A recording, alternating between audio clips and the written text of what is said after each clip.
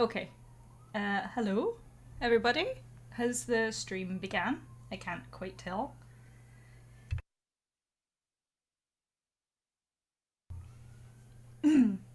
Also, sound. I need to know how the sound is doing because I've adjusted a couple of things. So, yeah.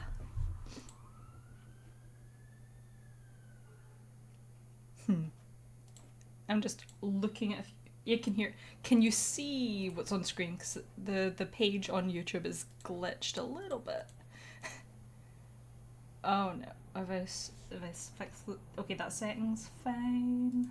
Okay. Pardon me?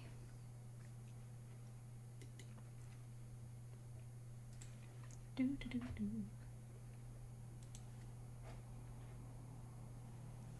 Okay, I'm checking out the stream on my end. You can see the skill page. Wonderful, wonderful, wonderful. Yes, exciting. Yeah, so start off with a quick summary of what happened last time. We finished the first chapter. Wait, no. Where are my manners? How are we all? Oh my goodness. I had a roll for and something for dinner, so it's still kind of dry. My throat, I mean.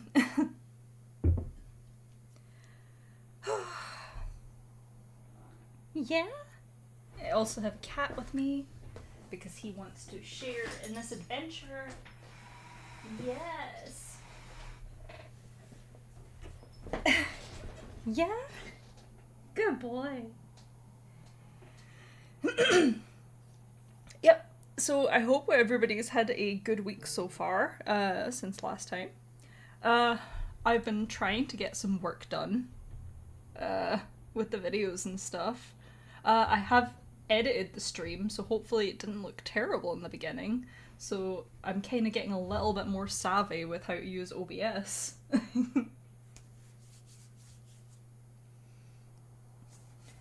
Ah, a glass full of ice cube. Excellent. I've got. Unfortunately, it is hot here, and I'm anticipated using a lot of my voice, so I made a nice hot like herbal tea, and I think that's just gonna make me sweat.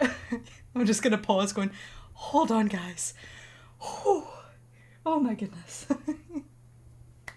Mm. But yeah.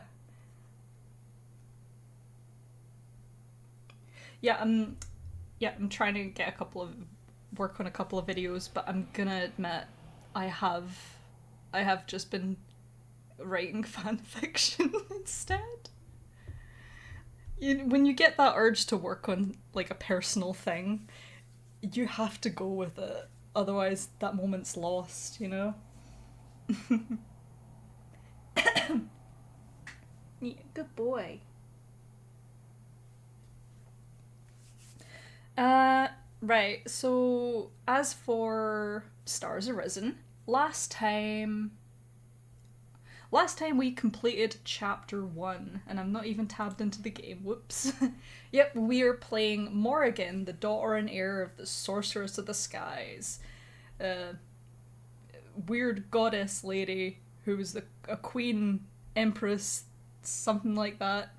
Um, and she got deposed, and she wants us to go back and get the throne for her. So I'm just double checking I've got all my tabs correct because I don't want you guys suddenly seeing like um the whatever you call this go live menu because that would be awkward. Yeah, so last time we went and brought this guy back from the dead, and now we're off on our adventure to go get our mother's throne or whatever the hell we like. And I did look up who all the romances were. Vivian is 100% one of them. And I can't remember the rest, but I definitely looked them up. Okay, oh wait, no, you'll probably see them if I scroll down. And we're gonna go on to chapter 2. And you guys get to make all the choices, as I'm sure you recall. And unfortunately, YouTube only allows 4 options, so, well. Anyway, last time, yep, Vivian is going with us on an adventure, semi-unwillingly. Also, he's dead. I have a feeling we're gonna romance him. I looked it up, he is the most popular romance, and I understand why. I was dead a couple hours ago. The stars are waiting for us, let's go. Chapter 2. I forgot I have to read it. Chapter 2. Stars Abroad. Calestre is 3 days away from Arol by coach, and you can afford to travel in comfort. Your mother has an impressive amount of currency, and yet we live in a hovel. Impressive amount of currency secreted away in her cavern, enough to have kept you fed and clothed for the whole of your childhood, and still leave plenty for you to build a life in Calestre. She would hardly have wanted for money when she ruled from the sublime tower, of course. You suppose, rather. Whether you can climb that tower and regain the stars remains to be unseen, but your financial security is assured. Or so you believed. It's always, or so your mother told you, or so your mother made you believe. Until mere moments ago, when you handed the requisite amount of coins to a coach driver on the outskirts of Arol, who took one look at your offering, sniffed, and announced, "Old money, can't take it." Of course. Other choices? There's 5. We'll get there when we get there. I don't think I understand, you say, hoping you sound calmer than you feel. This is money. I've traded with it in Arol dozens of times. The coach driver rolls her eyes. So for some reason, coach drivers always sound to be male in my mind. I think that's because every single taxi I've ever been in has been with a guy. Interesting. Rolls her eyes, passing a hand over her greying curls. Never set foot outside the mountains, have you? Sure, they'd take them in a roll. The assemblies had no luck getting the countryside to standardise. But Calestre switched over to the new minted coins more than a decade ago, and no one takes these relics of yours anymore. The banks will exchange them, but half the time they cheat you. And even when they don't, it takes ages. So no one with any sense would let me pay with them once I get back home. That's if they didn't spit in my face the moment I started flashing pictures of the sorceress around mind. The images of your mother on the copper coins in your hands are worn, enough that her features are hardly more recognizable than they are in person. But the coach driver looks ready to spit on them herself. Nevertheless, she's already taking a step back from you, surveying the other early morning travellers starting to gather around Arol's stables. It appears you can add a new currency system to the list of changes you never expected in Calestre. You'll have to find some other way to make a living there, and if you can't manage to exchange your coins,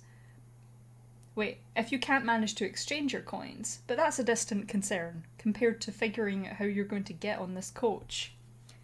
And here are our options. Feel free to put them in chat. 1. People take my money in Arol. We're still in Arol. That's my argument, and I'm not budging from it. 2.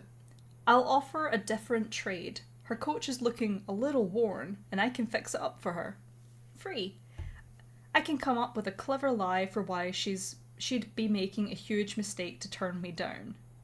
4. It would be a huge mistake to turn me down. I can persuade her that she doesn't want to cross me. 5.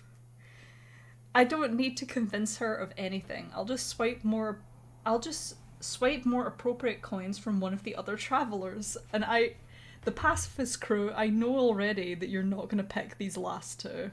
I know it already. Yep. I knew it.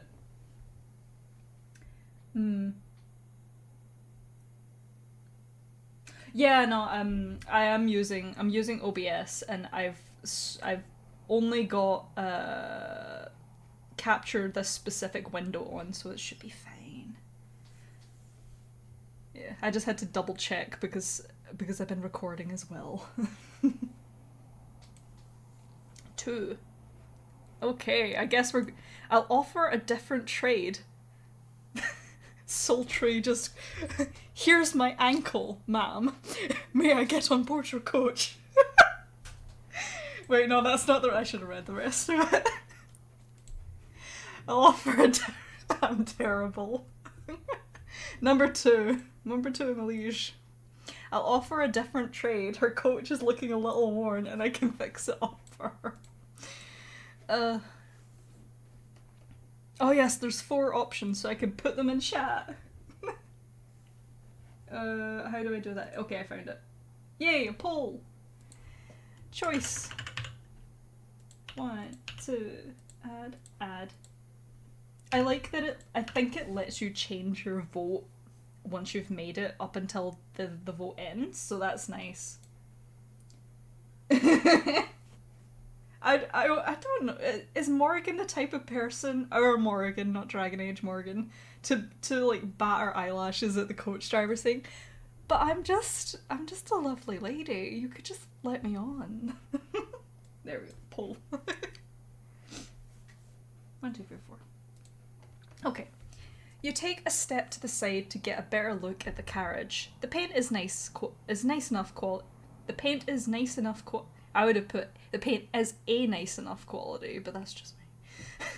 High and mighty, just. The paint is a nice enough quality, but peeling, and you'd be willing to bet there's not much life left in the wheels. How about you take me to Calestri, and when we stop for the night, I'll repaint the coach for you. With what paint, ma'am? and fix those wheels too. I mean, she has magic, I guess. And fix those wheels too, you offer. Supplies are on me. If you'll give me a moment to run into town... Oh, okay. Just read it, damn it. Into town where my money is good. And either I'll throw in a few of my coins, or I won't, whichever is more enticing to you. The coach driver opens her mouth, and then pauses, taking a considering look back at the carriage. Finally, she gives a heavy sigh. Get your supplies and get back here before I find a better offer, and you've got a deal. Well, you've never worked on a coach before. You've wheedled enough time and money for other projects from your mother that you know exactly where in a role to go, and you're back quickly enough that the coach driver looks just a bit impressed. How many then? Just you? The driver asks, holding out a hand for your fare. It's an interesting question, actually. Vivian spent your descent from the mountains experimenting with the limits of his spectral form. Though he ventured to ask you the occasional guarded question about how his powers should be expected to work, you had few answers to give him. Thus far, he seems to have a solid enough grasp over whether or not he remains visible in some form. But how corporeal that form will be is an open question. At times he looks almost like a living human, and at others you'd swear you could put your hand straight through him. Though you very much doubt he'd let you try. You'd guess some of the fluctuations are tied to his emotional state, which would make a certain kind of sense. The remnant stars are giving him his current approximation of life, and their powers twine together with the emotions of their wielders. Still, sometimes Vivian passes from one form to another with no obvious explanation at all. Apparently wary of this process, Vivian slipped into full invisibility shortly before you entered a role, and hasn't reappeared since. Though you've occasionally felt a breeze out of place enough to reassure you that he hasn't gone far, it would be simple to tell the driver you're travelling alone and trust that Vivian will continue to hide himself from view, though arguably a bit dishonest. Option 1. Yes, it's just me. I'm sure nothing will go wrong. 2. No, let me get my companion. I'm not going to lower myself to lying over this. 3. Yes, it's just me. Vivian seems to prefer hiding, and I feel sorry for him. 4. No, let me get my companion. I worry what will happen if Vivian can't keep himself hidden. See, this is a tough one. I don't know what I would pick. Oh, goodness gracious. Who knows if this will be relevant later. Oh, 3 or 4. Ah, see, you guys don't know. We got 2 votes, and I think 3 people in chat. Who hasn't voted? Because I'm gonna need to get the Dreadwolf coin out.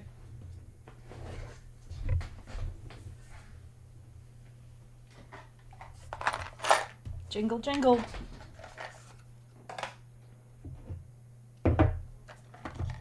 It's kind of like D&D, but by yourself. But obviously with friends. But like, I do like these text adventures.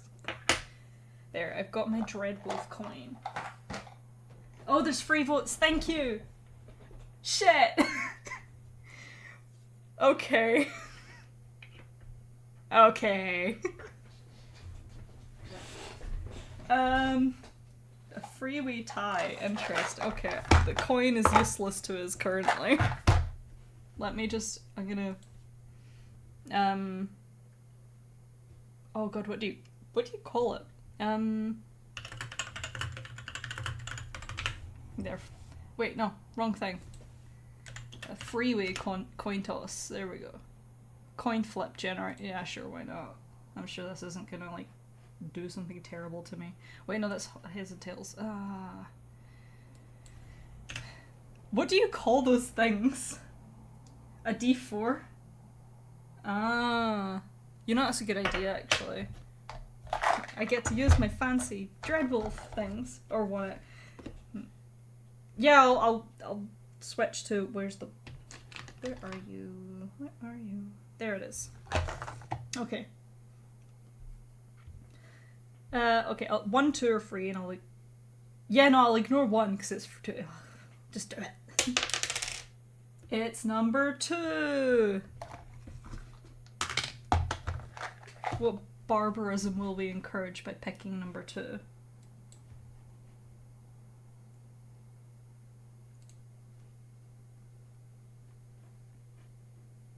No, okay.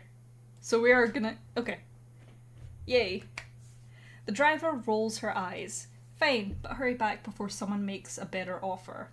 Hoping Vivian has stayed close enough to follow the conversation, you duck into what seems to be a fairly quiet alleyway and wait. It's only a few moments before Vivian materializes. What do you think you're doing? He hisses. You didn't have to say anything. Trying to keep an eye on me? Not like I'm going anywhere. We have a deal. It's 3 days on the road, you say. How do we know... Thank you, Car. How do we know you can stay out of sight all that time? We're still figuring out how all this works. Besides, it would be wrong to lie to the driver. Oh my goodness. Not like there are laws about paying carriage fare for ghosts. Vivian mutters, but he lowers his feet gingerly to the ground. With some effort, he manages to present a relatively solid shape, at least enough of one to pass inspection if the driver doesn't look twice. The long curtain of his hair helps. Oh cool, I can make fan art now. The long curtain of his hair helps, keeping the emptiness in his eyes hidden from view. Let's go, before I disappear on you anyway.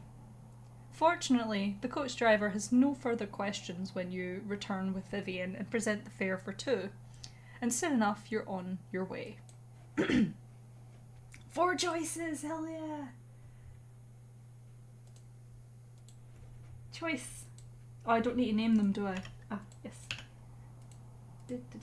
3 and 4. Here we go. Woo! And you can see them. Yay! The carriage moves at a pace that feels nearly impossible, or at least impossible to achieve without magic. You could fly faster if you tried, perhaps, but that's not generally worth the risk. The world you've spent your life shut away from is passing by outside the window. But you're some distance out from a roll before you can convince your eyes to really focus on what you're seeing. Vivian is across from you, head down, nearly folded in on himself. He hasn't yet said a word. He's curled himself close against the carriage seat, though you couldn't say for certain if he's actually sitting on it. He has enough substance at the moment to not pass through the cushion completely, or, for that matter, to not pass through the carriage itself and get swept away in the wind. But his posture doesn't look quite right, like a pantomime of how a living person might sit. Vivian seems willing enough to work with you so far, though you suspect it would be a bit of a stretch to say he likes you. Still, he's evidently chosen to make himself present for this carriage ride, when he might have just as easily kept himself hidden. If you're going to climb the Sublime Tower together, it's probably a good idea to strike up some kind of working relationship. Though you doubt you'll get far waiting for him to start a conversation. Option 1. It's exciting, isn't it? Setting out into a new world together. 2. It was very daring of you, climbing the tower alone. I could never do something like that without your help. 3. Not much of a talker, are you? Good, I can't stand meaningless chatter. 4. You should know, Vivian, you'll be absolved of your crimes once you've regained the throne. It's only proper. I'm sensing a little bit of Amika, pardon. Just, you're gonna help me or I'll put you down. Wait. I mean, he's already put down, isn't he? Is there Vivian? I don't think there is, actually. I think that this is just obscure enough that I don't think there is any fan art for these games.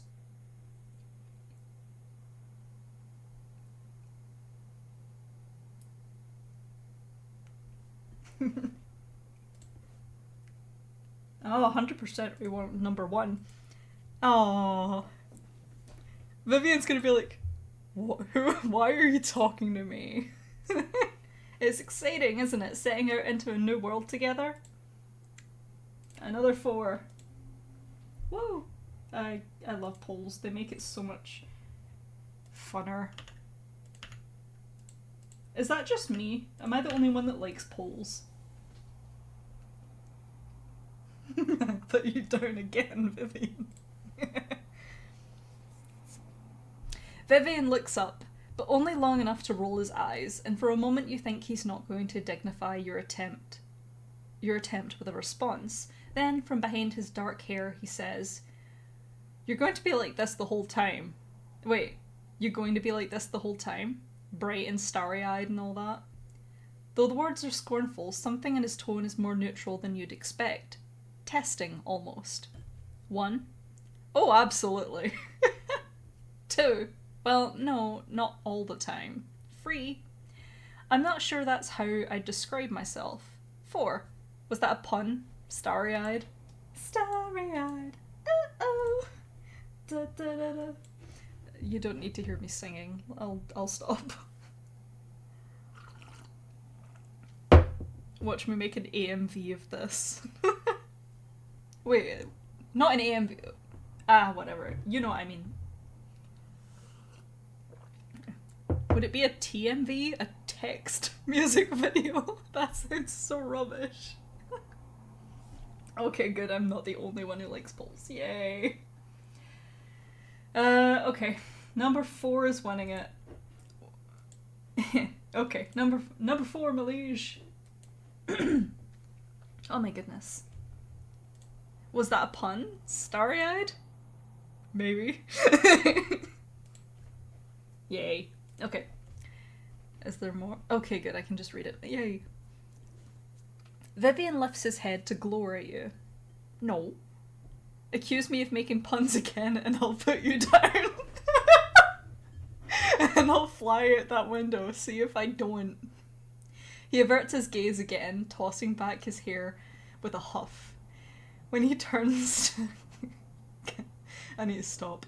When he turns to the window, you're not sure if he's genuinely absorbed in the scenery or just avoiding your eyes. Your starry eyes, Morgan. Sorceress wasn't like you. Isn't, I mean. Not that I saw much of her, but I don't think you'd have blasted me off the tower first thing. Not first thing. No. Was that the first time you ever saw her? You ask. Vivian nods, still staring out the window. Aw, poor baby boy. She never went out into the city? I'm sure she told me she did, especially before the rebellion. Not my part of the city, no. It could be your imagination, but you think Vivian fades a little more from view. Aw, baby boy. You assume at first that the conversation is over, but without turning from the world outside, Vivian speaks up again. Wonder if these are faster than the ones they had in my day. Looks a little different than the carriages I used to see, but I never rode in one. Doesn't seem right, going this fast, but it might just be out of step now with the world. He's losing some of the solidness of his form as he talks, growing blurrier around the edges. Pardon me? You can almost see through him to the foliage rushing past outside. Then he looks back over his shoulder, tone suddenly, oh god, I don't know how to pronounce that, brusque? I think it's brisk and businesslike. Here's something you'll want to know.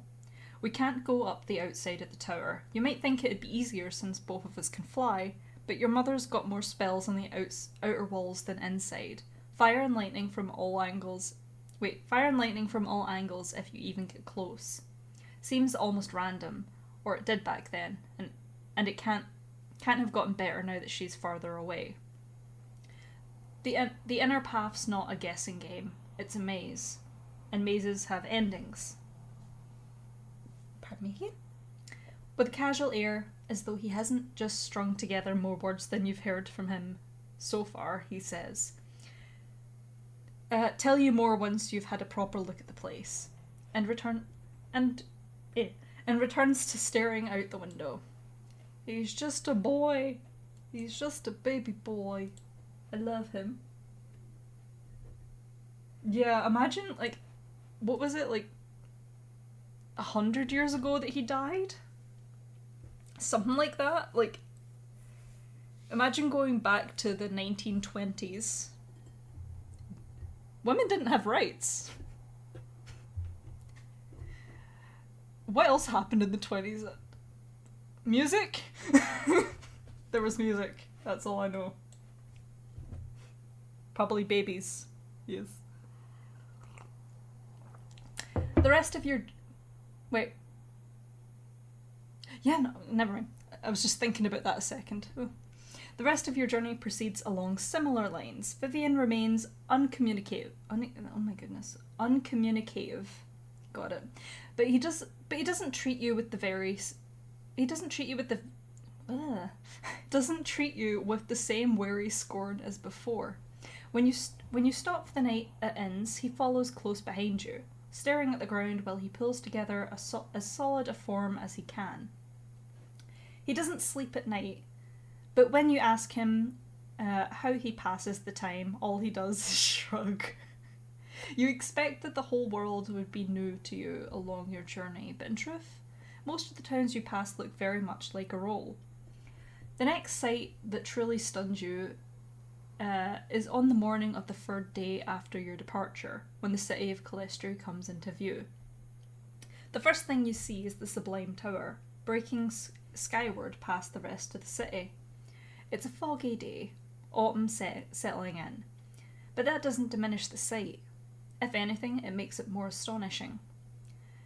Not being able to tell how high it rises into the clouds, no mundane means could support a tower that tall.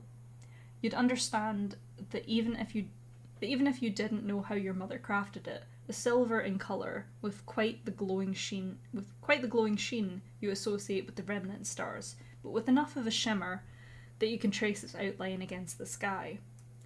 The other structures of Calistri appear more slowly, heaps of brick and stone crowded close together, even stretching into the clouds, where the top can't be seen. The tower is several times taller than the tallest of those. Option 1. That's it. That's where my home should have been all along. 2. I can't imagine living in a place like that. It's too grand, too unknowable. 3. I can't wait to look out on this city from the top of the tower. 4. How am I ever supposed to climb that thing? It's impossible. 5. Never mind the tower. I just want to get to know Calistri. A real city at last.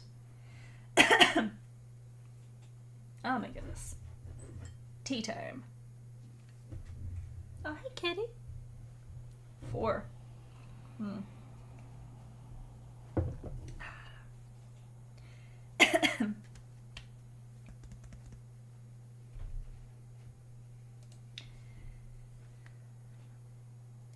Ah. 4. I see. I think that's going to be the winning vote, number 4. How am I ever supposed to climb that thing? It's impossible.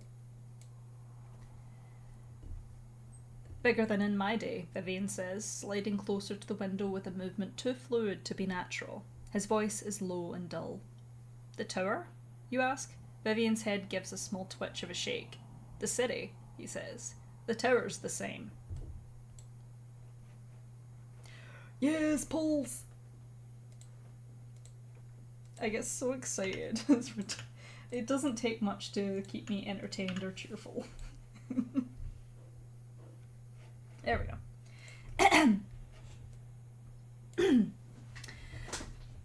The ride into the city proper passes in something of a blur. Calistri is built on a massive hill, crowned by the tower, with smaller slopes clustered around its base.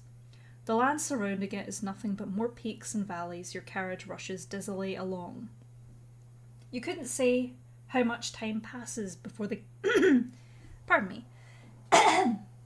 before the coach comes to a halt and you're being deposited onto a street near a large stable, staring up at the hints of mid-morning sun starting to peek through the clouds.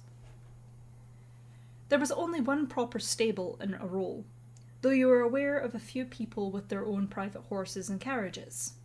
Here, it takes you a moment to realise you're standing on a whole street of stables and coach houses, continuing on into the city farther than you can see. Tea drink? The roads are properly paved with brick and stone, even here in the outskirts of the city, where Arisen would be left with little more than dirt paths. The air itself is thick with dirt and smoke, kicked up from the road and pouring out of chimneys. And there are people everywhere, filing in and out of buildings and striding past them with purpose. More people than you saw in the sorceress's fall celebration in Arisen. Maybe more people than there are in all of Arisen put together. You knew there would be many more people here than in Arisen. More than you'd ever seen. Yet somehow you never imagined what that many people would be like. 2 minutes, I think the cat wants out. Oh no. Hey kitty, you want her? Meow? There you go. Bye kitty. Where was I? Literally just tapping the door to get out. Mum! Tap tap. I wanna... Anyway, people than you would like.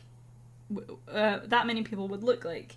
The smoke makes the air feel heavy, and there's a sense of unfriendly excitement in the way so many people cross your path without so much as turning your way.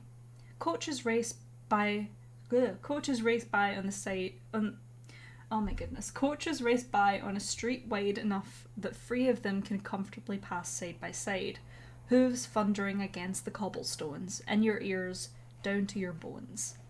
1. Too much, too fast, I want to go home. 2. I'm ecstatic. This is exactly the world I've always wanted to live in. This is exactly the world I've always wanted. 3. It doesn't matter. Only the tower matters. I shut everything else out. 4. It's a lot to handle, but I can accustom myself to it. I'm here to move forward. Kitty, kitty. Yes, he's such a good boy. Kitty, kitty, he's a baby. Kitty, kitty. I've heard about him. I need to stop singing. This is what happens when I get too excited over things. I'll just start mumbling. It's a lot to handle, but wait. Yeah, number 4-1. Woohoo! It's a lot to handle, but I can accustom myself to it. I'm here to move forward. You shut your eyes and focus on breathing. It's a change, but it's what you wanted. Someday, this will be the place where you belong. There's a sudden, incongruous gust of air at your side. You crack your eyes open, then feel them widen as you discover there's a hand you can't feel submerged in your shoulder up to the wrist. Oh. Slowly you trace the arm's path upward to find Vivian staring at his hand with a look of consternation. Well, that didn't work, he says. 1. Take that out. Someone might notice. Take that out. Someone might notice. 2. Take that out and please don't touch me right now. 3. Were you trying to comfort me? That's a nice thought, Vivian. Thank you. 4. I shriek and leap backward. 5. This is such an absurd situation I can't help but laugh. I would laugh. I would jump back and then laugh. Fenris I mean, at least he's not ripping her heart out. That would be bad.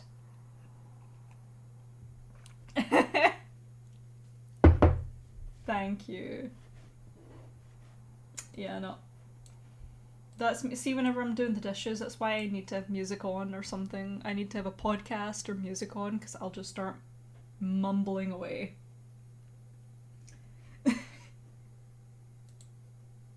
3 or 5. Yeah, I really... Yeah, I like 3 and 5 to you know what, see if I was playing a Dragon Age character, I would pick number 2, because that's how I play them. I always play the angry ones. Yeah. 3 is quite cute. Yeah. So what were you thinking, guys, collectively? 5 is funny. Yeah, I mean, I feel like, do you think Vivian would laugh alongside, or do you think he would just feel insulted? Because I can't tell with him. Because I don't remember picking these choices. 3. Oh. Well, that didn't work. Maybe he was trying to steal it. I don't know. He's trying to put a hand on her shoulder. Maybe he was trying to steal, like, I don't know, we're wearing a cloak or a brooch or something, and he's like, yoink. Oh. So 3... Wait. Okay. 3, 3, 5. Okay. I think 3 is gonna win it. But I really like 5. Nah, we'll pick 3, 3. Were you trying to comfort me? That's a nice thought, Vivian. Thank you. Oh, he was! Aw. Vivian shrugs, pulling his hand out. Don't say pulling his hand out. Wasn't any good at it before I was... Wait. Wasn't any good at it before I was... Before. Don't know why I thought I would be now. He mutters. At least I didn't, fry you. He wiggles his fingers. At least he didn't wiggle his fingers inside us. That would have been creepy. I mean, he has a romance. No, don't say no. Stop. He wiggles his fingers as if simulating a burst of lightning. The whole experience is enough of a jolt that you feel a little more present than before, though something's still not quite right. You're dizzy in a way that you don't think can be entirely explained by the mental turmoil you can't quite quell. It's not that you're unsteady exactly. In a way, you feel more grounded than before, like your bones are humming in rhythm with the streets around you. Like those streets are, pardon me, a part of your skeleton too. Ooh. That's an odd thought, you quickly realise. Odd enough to break your days a little more. Your mother said cholesterol had a magic of its own, that you might find it reaching out to you. Is this what she meant? Don't give yourself to cholesterol, she said. And you're growing more and more certain that there's a whole new kind of magic waiting to be explored if you listen to that steady rhythm beneath your skin. But what exactly would you be giving away? You always thought your mother owed her weakness to her distance from the stars, but maybe there's more to it than that. Maybe she left a part of herself behind in cholesterol itself, and maybe the city is tugging at that same part of you right now. Option 1. I want to know what this magic is. Whatever the risk, I focus on the city's heartbeat and try to understand it. 2. This seems dangerous, whatever it is. I force myself to ignore the strange rhythm. 3. I don't like this feeling, but I'm not sure how to fight it. I ask Vivian to snap me out of it. 4. I let the rhythm of the city in. Whatever the downsides are, I'm strong enough to handle them. 5. I don't tune into the feeling or push it away. Just let it exist. It's hard, but I need to keep moving. I'm terrible, I know. I'm sorry.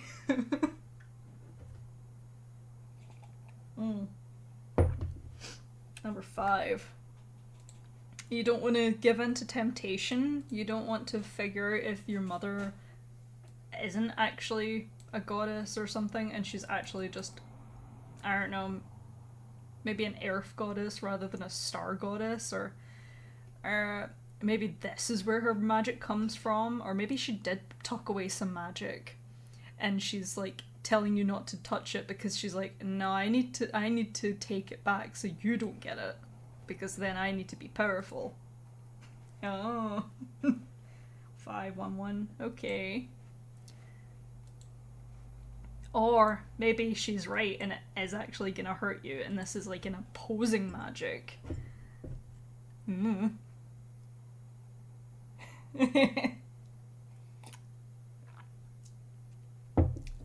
Well, you're outvoted, Lisa. I think we're gonna tamper with the creepy magic.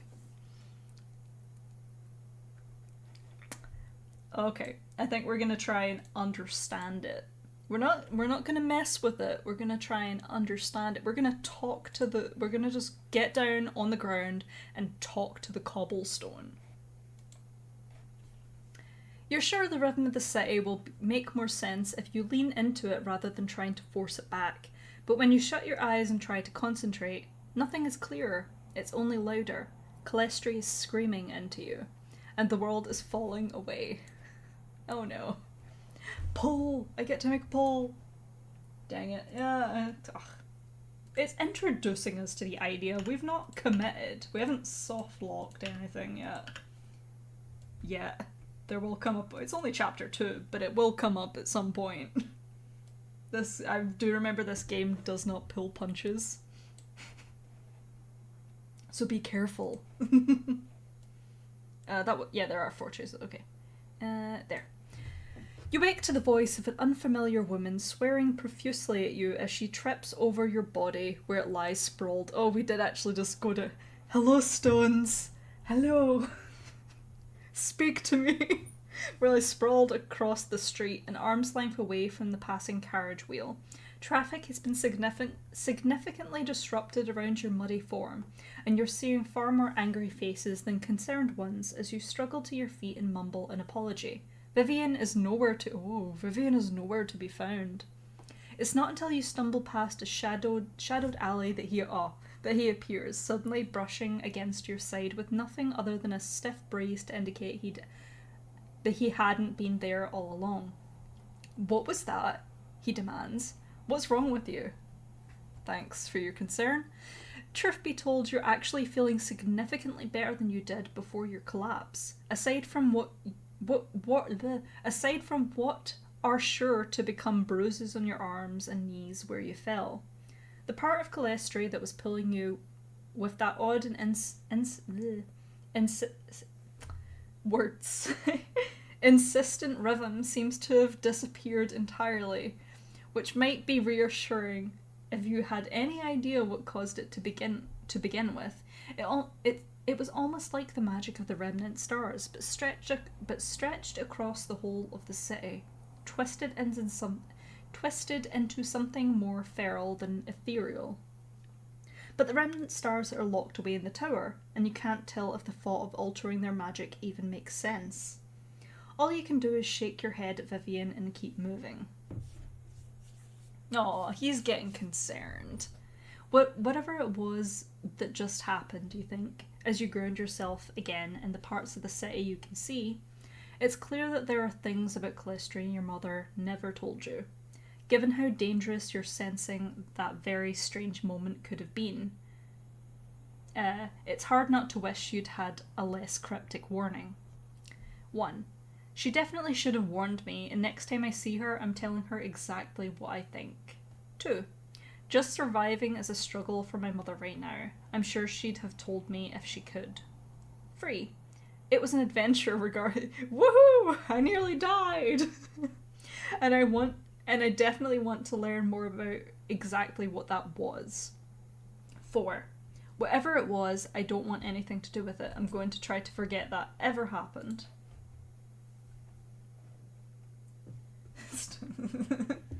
Are you gonna cry? Maybe. You might cry by the end of this. I will say, like, I looked at the achievements as well, because obviously I got one ending when I played it back in the day. But yeah, no, you can do some wild stuff in this game. So prepare yourself. Mind you, you guys are pacifists. You're always choosing the nice option, so I think you're gonna get a good ending. Maybe. And that's not an unsubtle nudge in the pacifist direction, or in any direction. It's just a comment. Not to, like, get you guys... Yes, only if you want the happy ending, you have to be nice all the time. I don't know. Right, it's now 50-50 between 1 and 2. Hmm.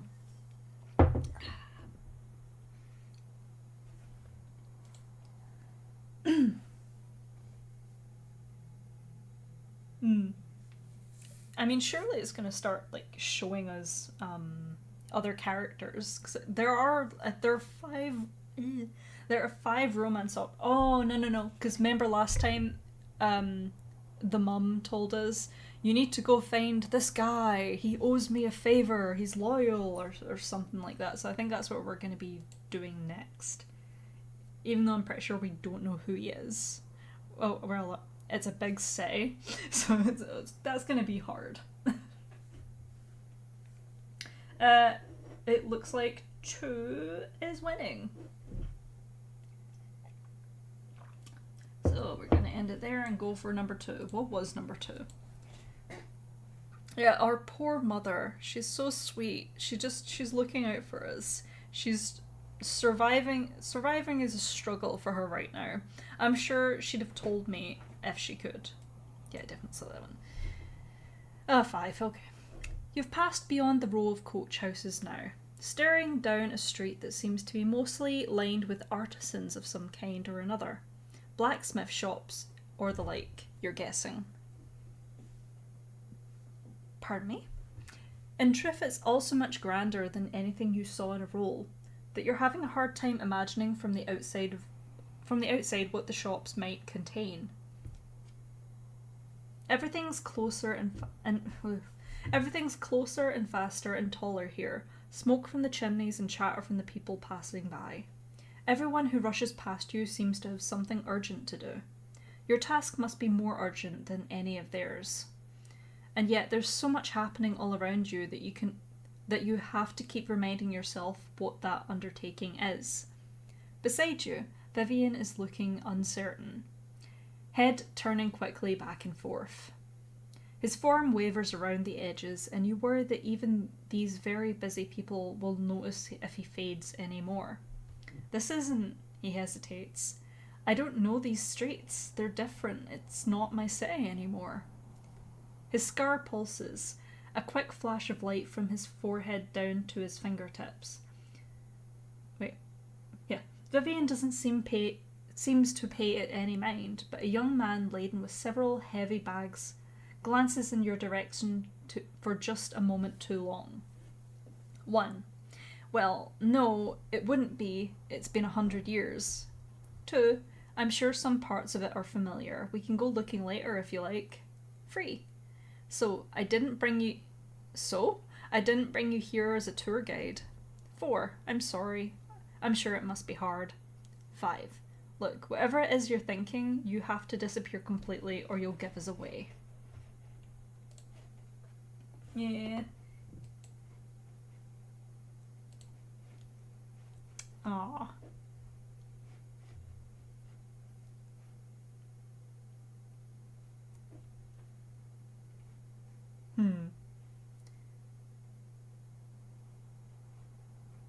Yeah, I like number 2. I like number 4. Oh, 4. I see. Okay. 2 votes for 4. I think that wins it. See, he tried to comfort us. What if we put our hand out and we pulled a Fenris on him? What if we did that and we laugh about it and he feels better? I'm sorry, I'm sure it must be hard. 4! There's 4! Uh-oh, I clicked something I shouldn't have. Okay, no, go away. Ooh, wrong tab. Oh, 2. Yeah, I like 2 as well. 1, 2, boop, boop, 3, and 4. There we go. Pardon me.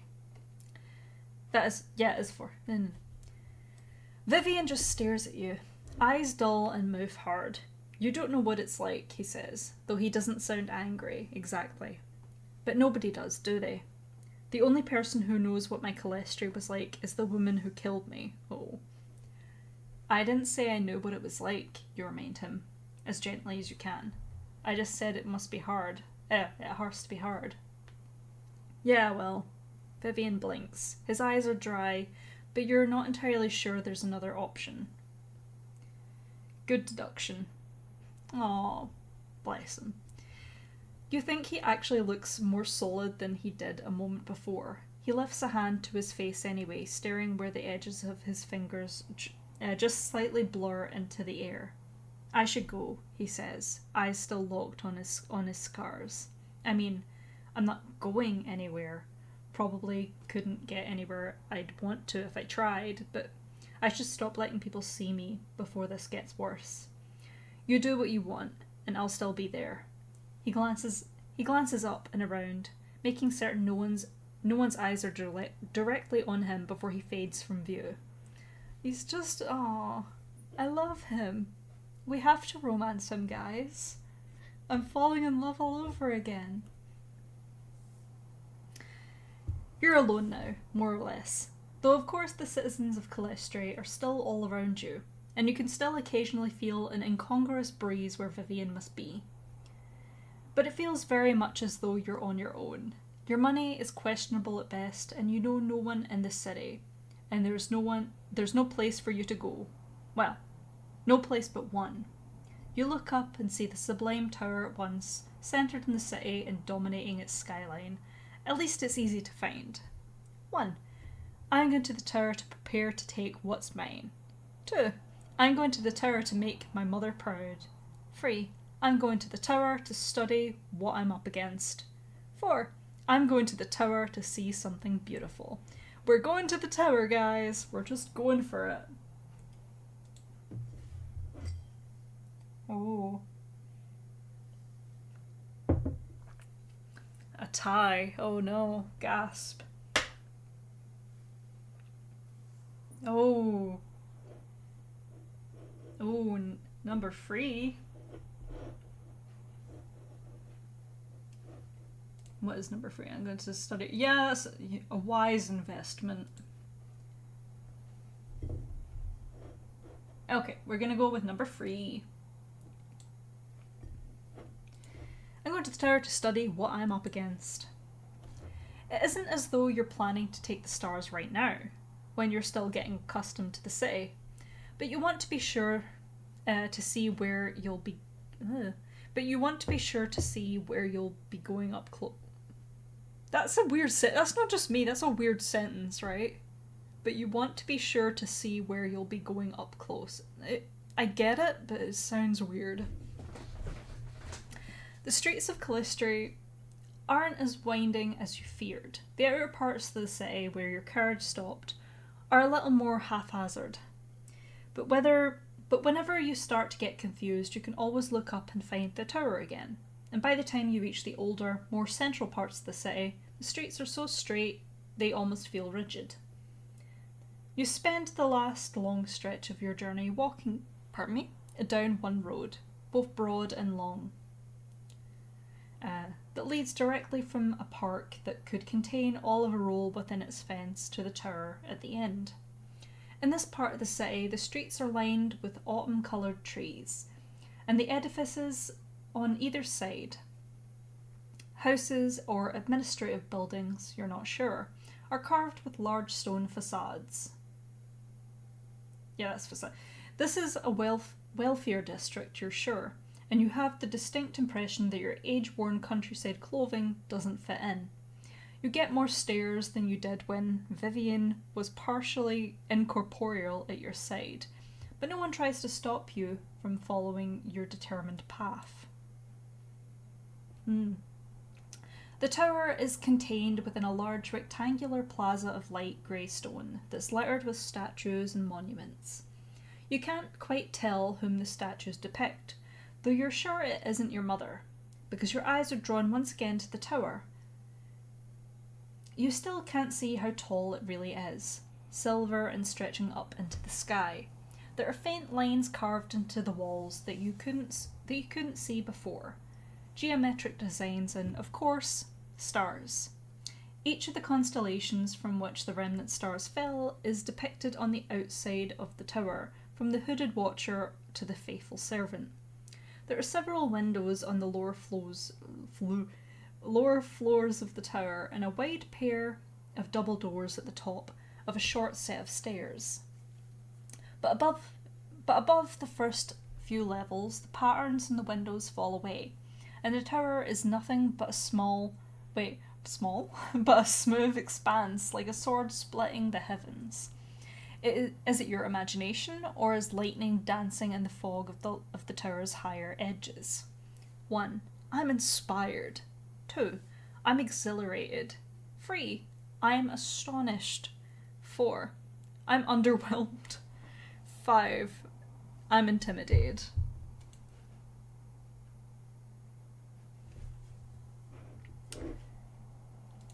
Why would you be underwhelmed? Wow. Vivian, you died here, right?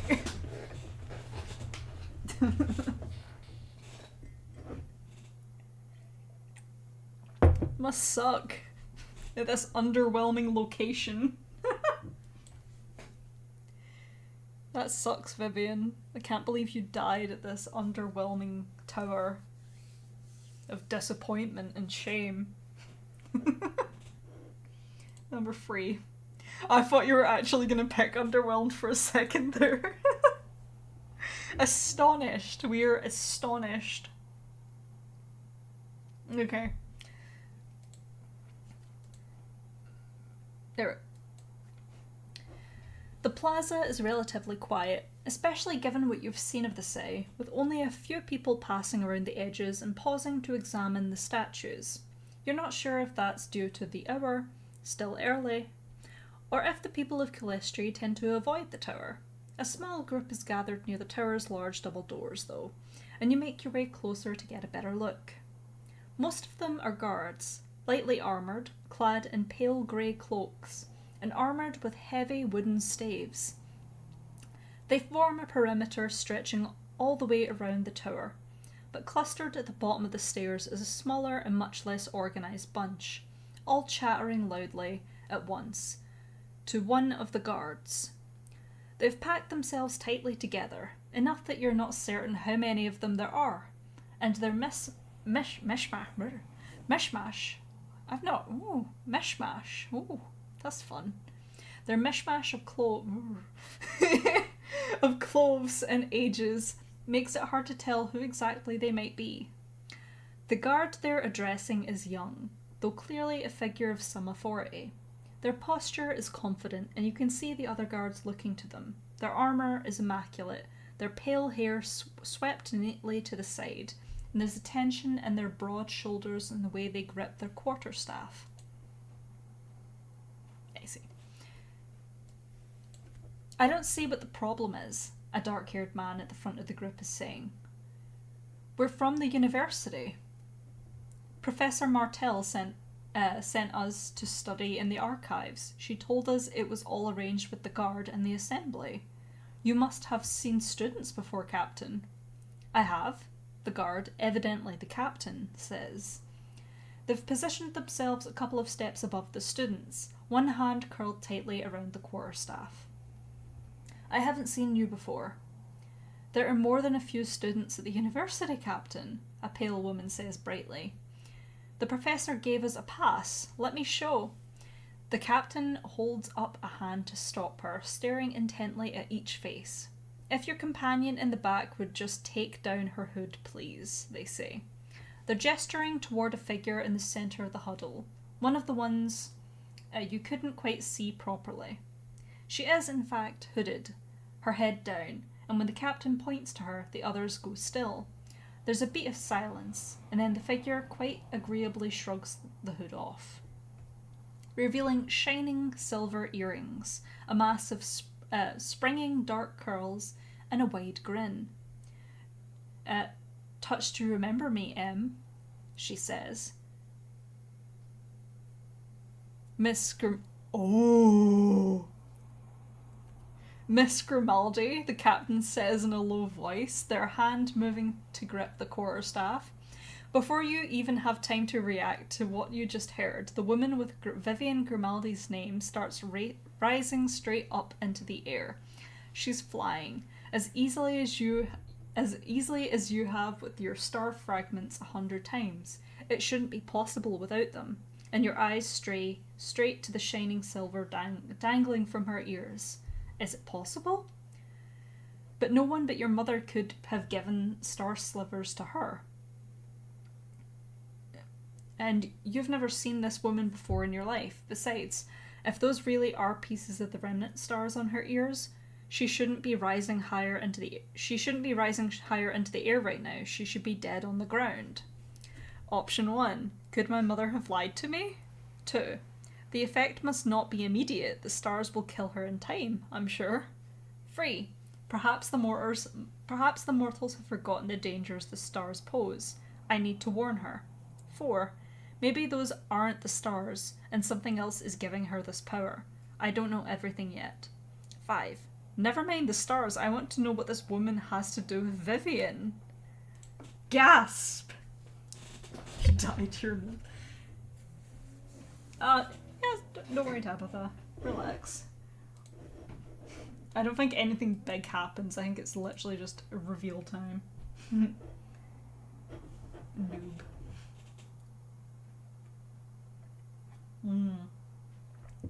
4, 1 or 4.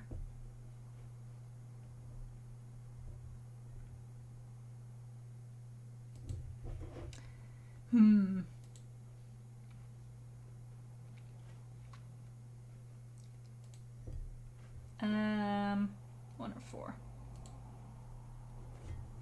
Is it time for a coin toss? 4. Oh, no. Well, I think regardless of the choice, I think it's going to be 4. Maybe those aren't the stars, and something else is giving her this power. I don't know everything yet. The captain, M, makes a sharp gesture, and and two other guards pull a pair of crossbows, swiftly making to load them. Miss Grimaldi is still I wonder what Vivian thinks of this. Miss Grimaldi is still hanging in the air, not approaching closer quite yet. She waves an arm as well, urging her companions below her to stay still. Can you tell me something, Em? She calls down. Can you tell me what it was your fathers fought for, if it wasn't for the people of Calestri to have the right to make choices for themselves? It was to keep them safe, Miss Grimaldi, Em says. Pardon me? Knuckles tight on their quarterstaff, primarily from people like you. Miss Grimaldi laughs, tossing back her curls, from people who are trying to give them the power they should have by right. Should have had by right, you mean? Well, it doesn't matter. The Remnant Stars belong to all of Calestri, and the Grim Reminders are going to make certain they get what they belong. They get where they belong. The Grim Reminders. Could they be the reminders that Harper and Prudence Yara mentioned? Troublemakers, Harper said, with an interest in the Remnant Stars. With that, the woman swoops forward, heading for the double doors, then veering away when a crossbow bolt arcs past her. Below her, her companions and the tower guards surge toward each other. Yay! Death!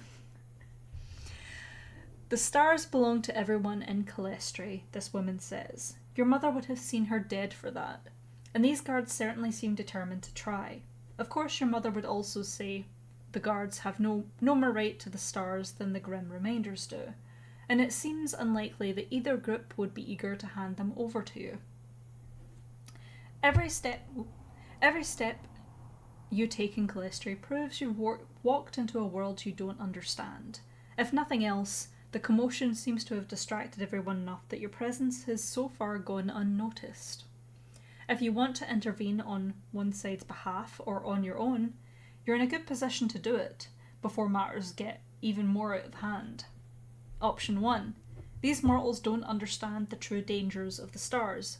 I step in and plead for everyone to stop. 2. I'm intrigued by Miss Grimaldi's claims, and by her survival. I join her, offering some tips on magical technique. 3. The guards are right to stop these intruders, and I'll throw myself into the fight on their side. 4.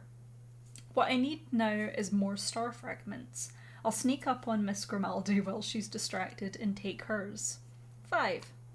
None of this matters in the face of my goal. I'll stride unflinchingly through the chaos and demand entrance in my mother's name. I'm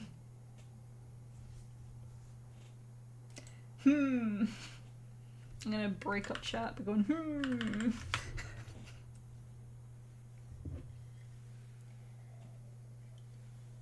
Well, we're making ourselves known one way or the other.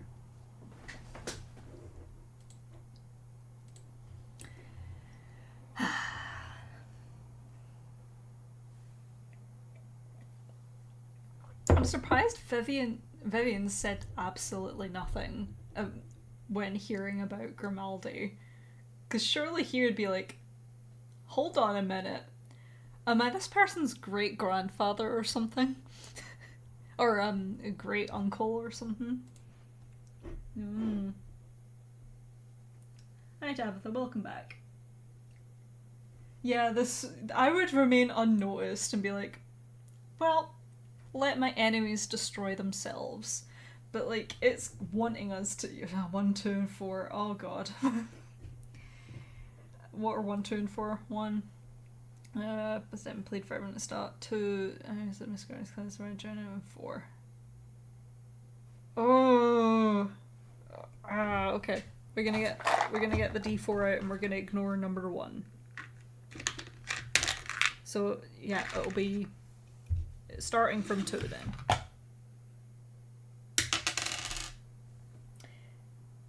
Okay. What were the 4? Wait, no, it's a... Wait. I'm being dumb. There are 5 options, and I'm using a D4. I'm being dumb. Wait, another. I forget how numbers work. I know it's only Tuesday, but it's been a long week. It landed on 4, so I ignored the 1 on the dice. So we're gonna go for number 4.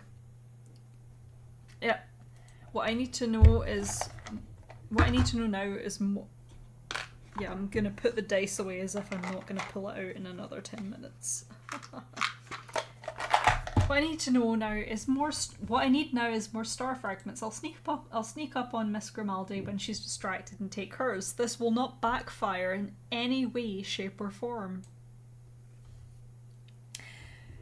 You watch the battle a bit longer, waiting for your moment. These guards with the crossbows are standing firm against the tower doors, and Miss Grimaldi doesn't seem to be able to find a way to approach. She retreats off to the side of the melee, sinking closer to the ground as she does. You take the opportunity to make your quick and silent way behind her.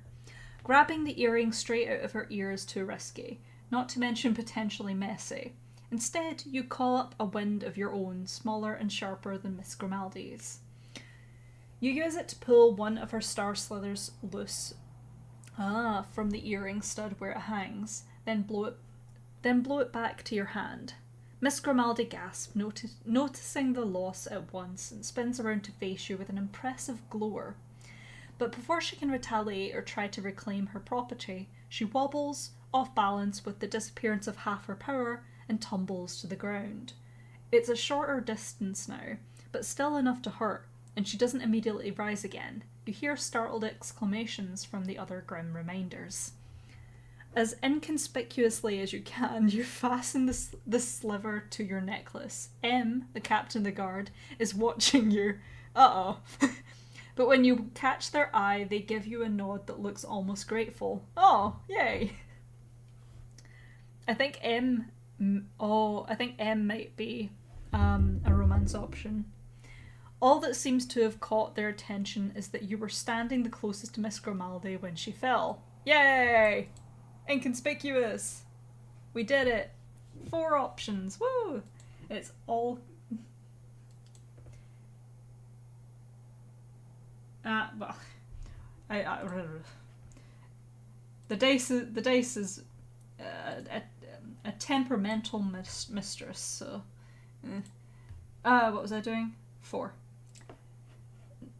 So, Paul, start a Q&A. Ooh. It just gets more and more exciting, doesn't it? Okay. Things are moving fast enough that it's hard to tell who has the advantage in the fight, but it's hard to miss when the flying woman screams, though she'd managed to pull herself briefly airborne again.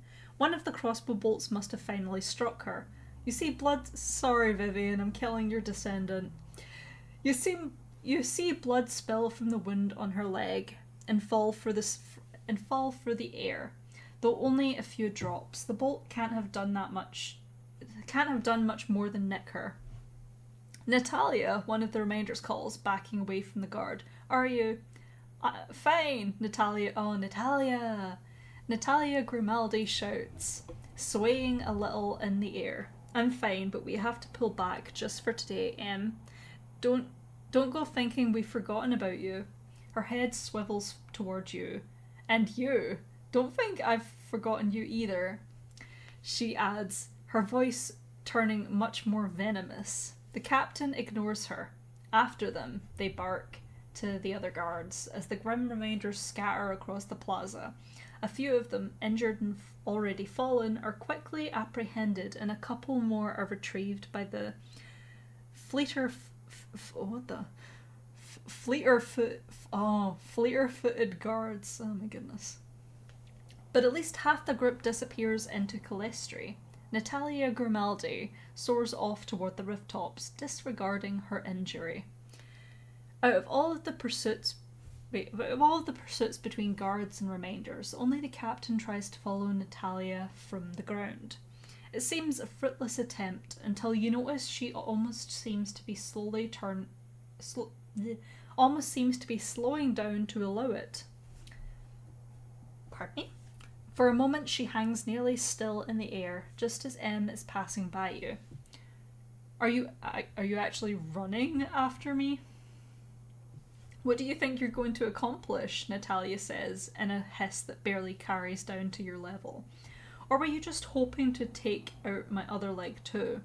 Something creeps into her voice that wasn't there before, something more like betrayal than pain. M comes to a halt. The remaining clashes in the plaza are happening some distance from you, either closer to the tower or farther away. I wasn't hoping for any of this, they say, with nearly the same discomfort in their voice as Natalia had. You know that, don't you?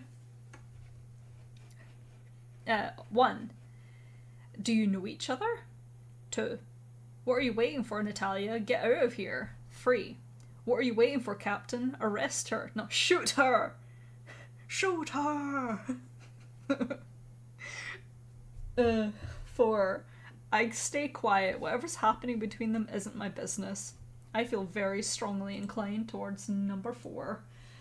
You guys don't... You guys just want to know at all costs. Okay. Number 1, it wins. Do you two know each other? Another poll. Fun, fun, fun. 1, 2, 3, 4. There's no 5. Your words seem to break whatever spell was holding the two of them in place, and Natalia soars higher into the air and away. But M stands staring after her until she's almost out of sight, and though it's difficult to tell, you could swear Natalia is looking back too. M strides back to their comrades by the door without another glance at you, and you trail after them absently, finding yourself staring up at the tower again. The unfortunate reminders are being rapidly escorted into the tower by the arresting officers.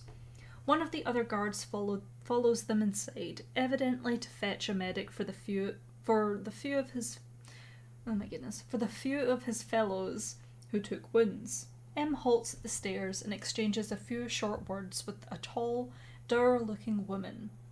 You're just deciding on your own plan of action when the captain turns your way. You, wait, they say. Emeraldine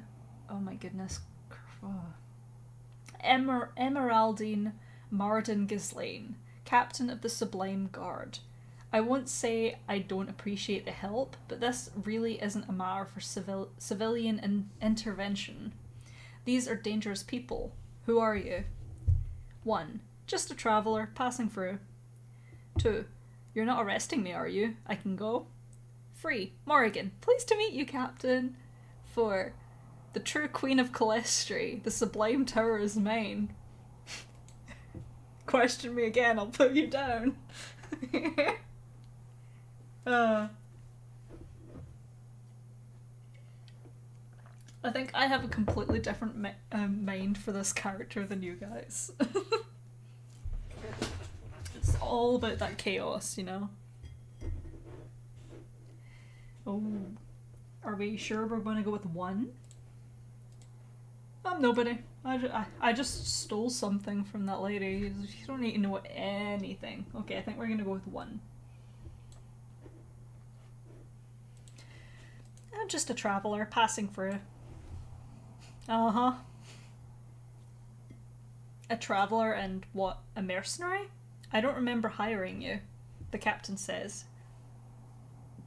Oh, a smart captain. Are you sure you want to lie to me right now? Their pale cheeks are flushed from the exertion of the fight, but they're barely breathing hard, their eyes locked steadily on yours. It's clear they're not going to let you walk away easily. Telling them the full truth seems seems like a very risky move, particularly when you've just arrived in Calestri, and there's a good chance they wouldn't even believe you. The other guards remaining in the plaza are turning to stare at you as well, and you're not sure how long they'll wait for you to come up with an answer, or what they'll do if it doesn't prove satisfactory.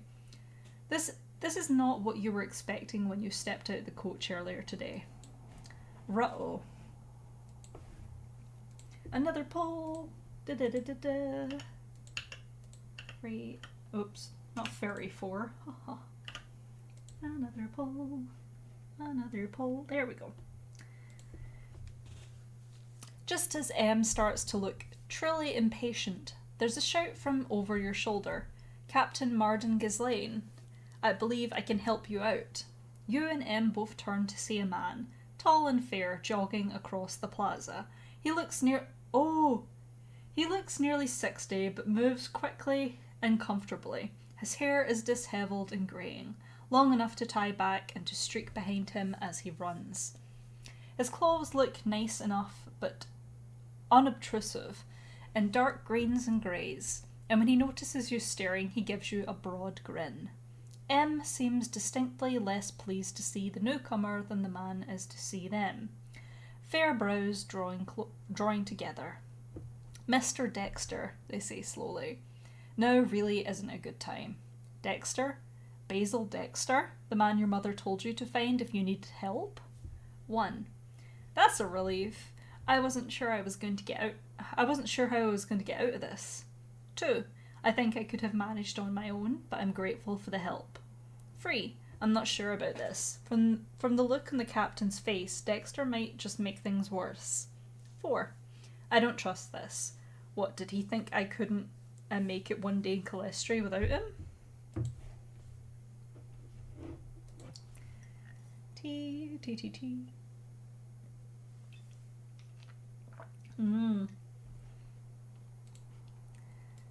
Yay. We like Basil. It's like Basil Brush, the little BBC fox from like the early 2000s. I think that was the early 2000s. Yeah, number 1. That's a relief. I wasn't sure I was going to get out of this. That was all rather sudden, wasn't it? Emeraldine's a name and a half. Wasn't it, Emeraldine? Dexter asks in a conversational tone as he reaches your side. I'd have sent warning if I knew, really, but it's getting harder to trace them these days. Wait, what? As I'm sure you've noticed. Em exhales through their nostrils. Mr. Dexter, I'm serious. Whatever it is you want, I don't have the time right now. Come back later, preferably tomorrow. Oh, I think it'd be more convenient to talk now, Dexter says, entirely undeterred by Em's tone. Before you realise what he's about to do, he flings an arm around your shoulder, because I can clear up any questions you might have about Morrigan here. Your mother didn't mention that he knew your name, but you suppose if they've been in contact for so long, it makes a certain amount of sense. Em's eyes widen. Whatever they expected Dexter was here about, it clearly wasn't that. You know this woman? Of course I know her. This is my brother's daughter, my niece, visiting from Thierry. Dexter says, patting you cheerfully on the back. You've heard of Thierry before, vaguely, but you're not even sure where it is. It's one of the independent city-states across the Rezia Bay, and your mother's geography lessons rarely ventured far outside of Zeran itself. Hopefully you're not about to be quizzed on it. You're fairly certain at least some of the people there do speak Esther, which is a relief, as you know no other languages. Must have gotten too eager and wandered off before I got to the coach station, and, well, there's really only one place in Calestri a new visitor would be so eager to go, isn't there? Dexter continues. Em doesn't look entirely mollified. Your brother's daughter is surprisingly eager to fight Calestri's battles, they say, folding their arms across their chest. You have to realise that the pair of you need to give me more than that.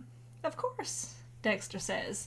I'm sure we can answer any questions you might have. His grip on your shoulder tightens just a bit on the word we. Not enough to be painful, but enough to convey the message that he very much intends to be the only one answering any questions. Oh boy. 1, which is fine with me. I'm happy to defer to someone who knows more than I do. 2. Which is fine by me. Which is fine with me. I don't want to upset anyone, and I'd rather he smooth this over. 3. Which I won't allow. I have nothing to hide from the people of Clestry, and I can speak for myself. 4. Which I won't allow.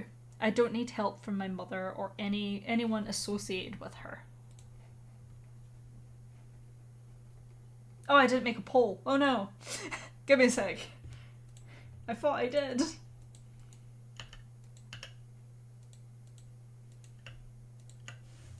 There we go. Yay.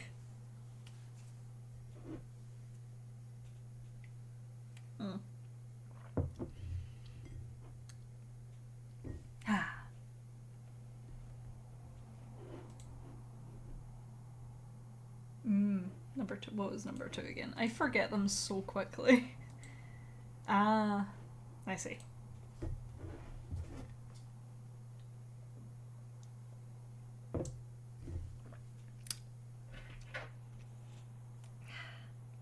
Oops.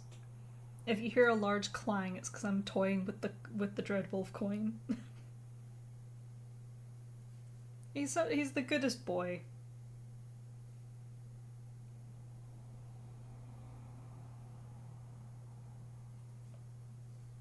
Alright, there we go. Number 2, it seems. Okay. Which is fine with me. I don't want to upset anyone, and I'd rather he smooth this over.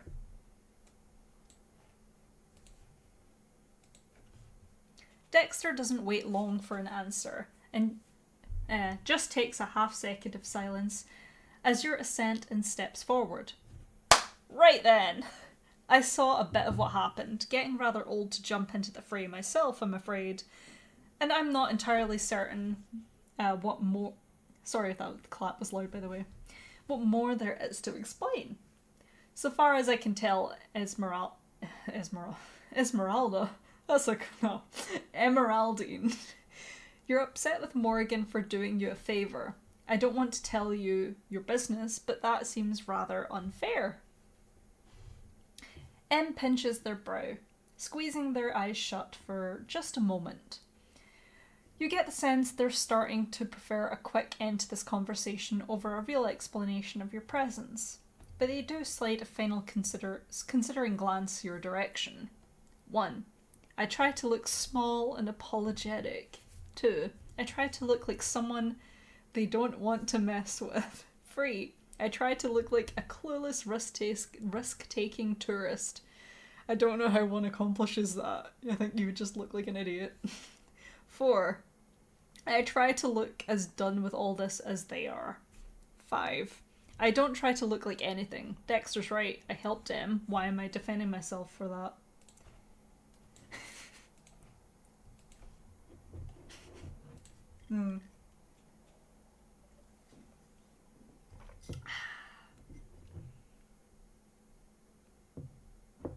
I might need to go for a tea break soon. I'm running out of tea. Number 5. Oh. 2. Oh.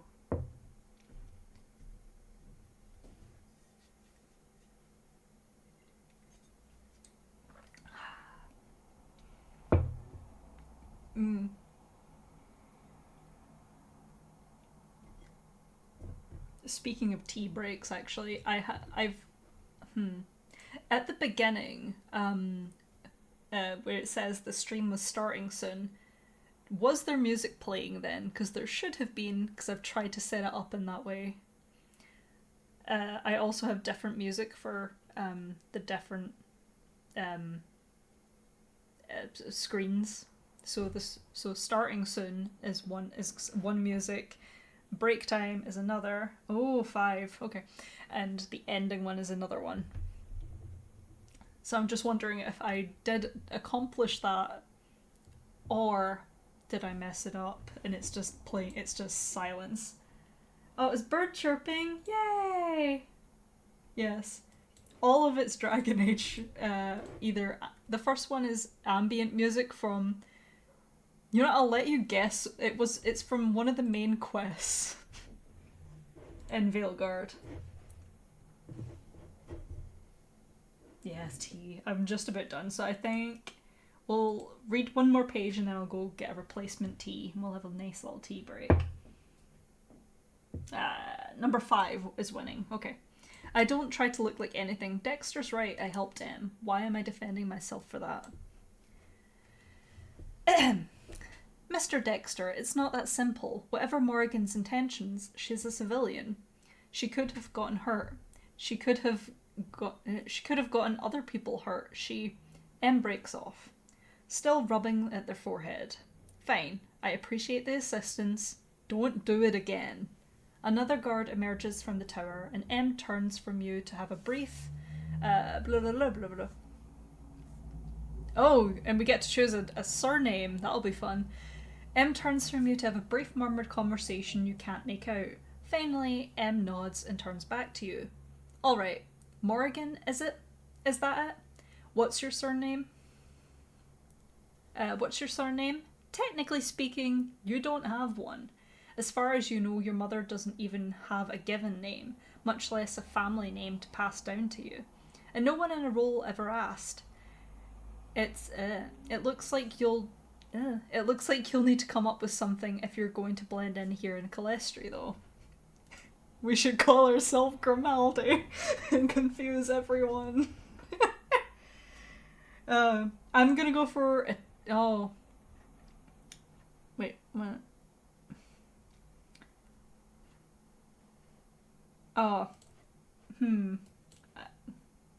Okay, no, we'll choose a name. No, I think we'll choose a name now and then tea break. We're not naming the character Morrigan Tea. Was a tea brand or Morrigan Earl Grey or something? No. Do we want to make a custom one or go with one of the ones here?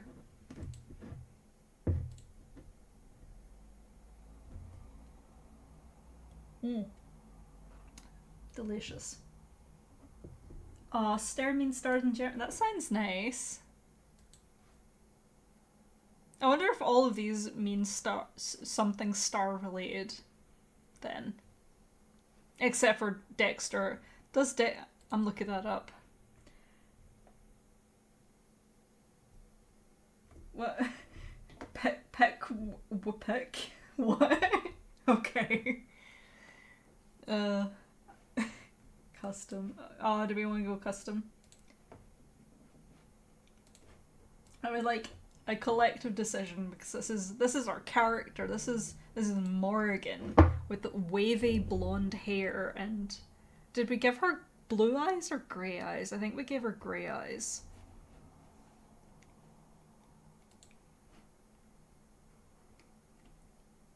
Yeah. I think we got Lipton. I'm not an... Isn't that iced tea? That's... As a British person, I'm gonna say that's treason, what you just suggested.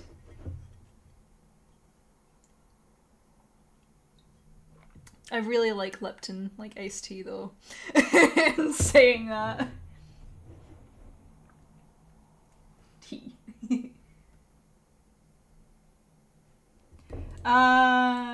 Let's come up with our own unique surname. If it lets me. Oh! It took a wee second, I thought it broke. What will be our surname? Dragon Age. Perfect.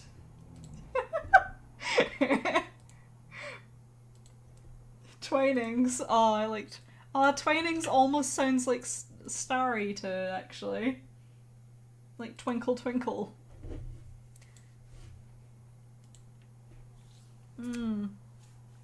Okay, I'm gonna make a poll then with names. May as well solidify that. Fetus. Okay. Lipton. We get 4 options. So we got Lipton. What was... Is that what it's called? Peck? Is it Peck? Is there meant to be a W in there? Because I don't know that brand. Celeste. Oh, Celeste. Oh. I'm gonna go with Celeste. Celeste sounds so pretty. Celeste, Twinings, and we'll go with. Yeah, fuck it. We'll go Fetus. There we go.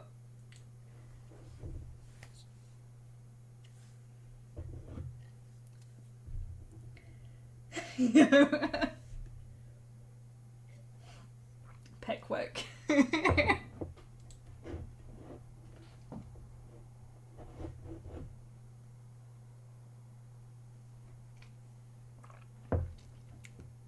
Okay, I'm gonna go for a break now, and I'll leave that. I'll leave that on the poll, and when I come back, hopefully we'll have a decision made. Let's see. Be back in like 5 minutes tops.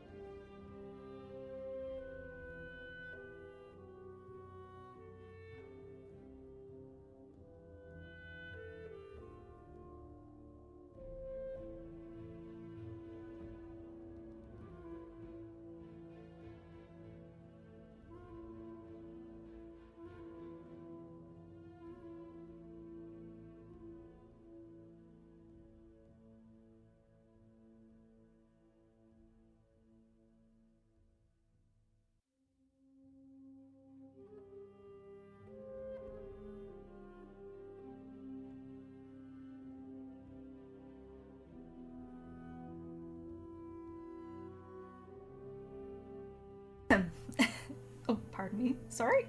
Right, that is me. Hello. I don't remember what song I picked or music I picked for the break. If anyone could tell me, if you recognize it. I think it was a chill one.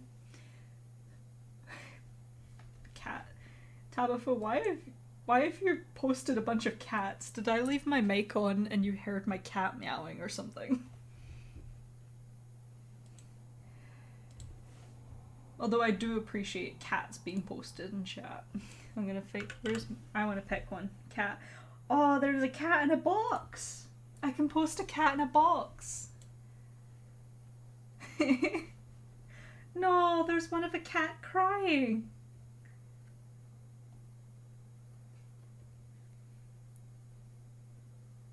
Oh, it'll be the Dalish one then. Dalish camp.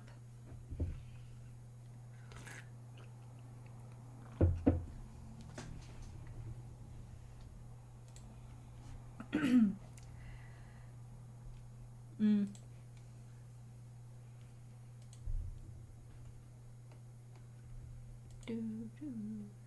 It's not still playing, is it?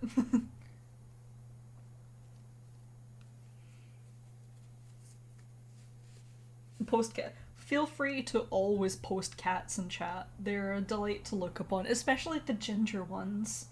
They remind us that we don't need to be 100% all the time. We're allowed to have one brain cell every now and then. Oh, box cats! Okay, thank God. Yeah. Like I said, what did I do? Okay. Panic. I thought I deleted something there. I'm on the tab for OBS. Ah! Yeah, I'm still working things out because I'm not a streamer.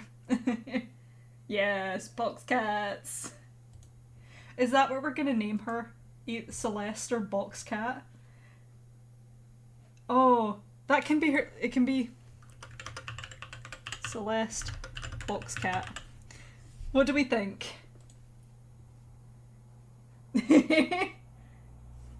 I love it. Okay. I love these cats. Celeste or Celeste Box Cat?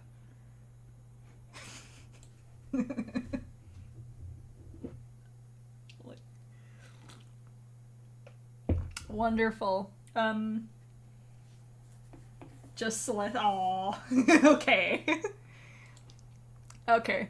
We will never forget you, Box Cat. You're wiped from the records. Celeste. There we go. Morrigan Celeste. Yay. Your surname will be Celeste. Is that correct? I think it is. Yeah. Okay. Here we go. M nods. Right. Mr. Dexter, please just take Miss Celeste home and try to teach her a little more about calestry. I understand why calestry is called calestry now, and I don't know why that's just dawned on me. Before she ends up getting hurt. Of course, I'm sorry for all the commotion. Dexter claps his arms around your shoulders again and starts to usher you away. Em is turning away as well, toward the tower doors, but then they pause, and tomorrow you haven't forgotten, I trust. I keep my promises, Emeraldine. You know that. Dexter says, no, now almost pushing you down the plaza's central path. Oh, choices, oh. Dexter leads you out of the tower's plaza and back down the street you walked up to get there. He doesn't speak, and you take the moment to examine your mother's mysterious ally.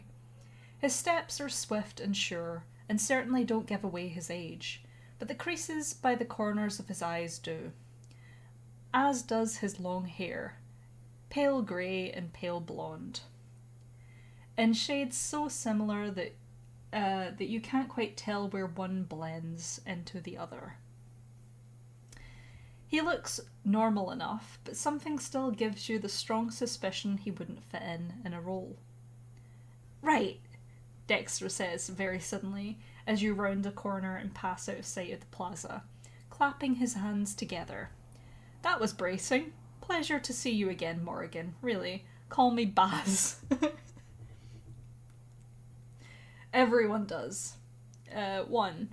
The captain doesn't. 2. Again. Have we met before? 3. How do you know my mother exactly? 4. Thanks for rescuing me back there. 5. I didn't need your help, you know. I didn't need your help. No. Big girls don't need help. Unless they're trying to take back the throne, they might need help then.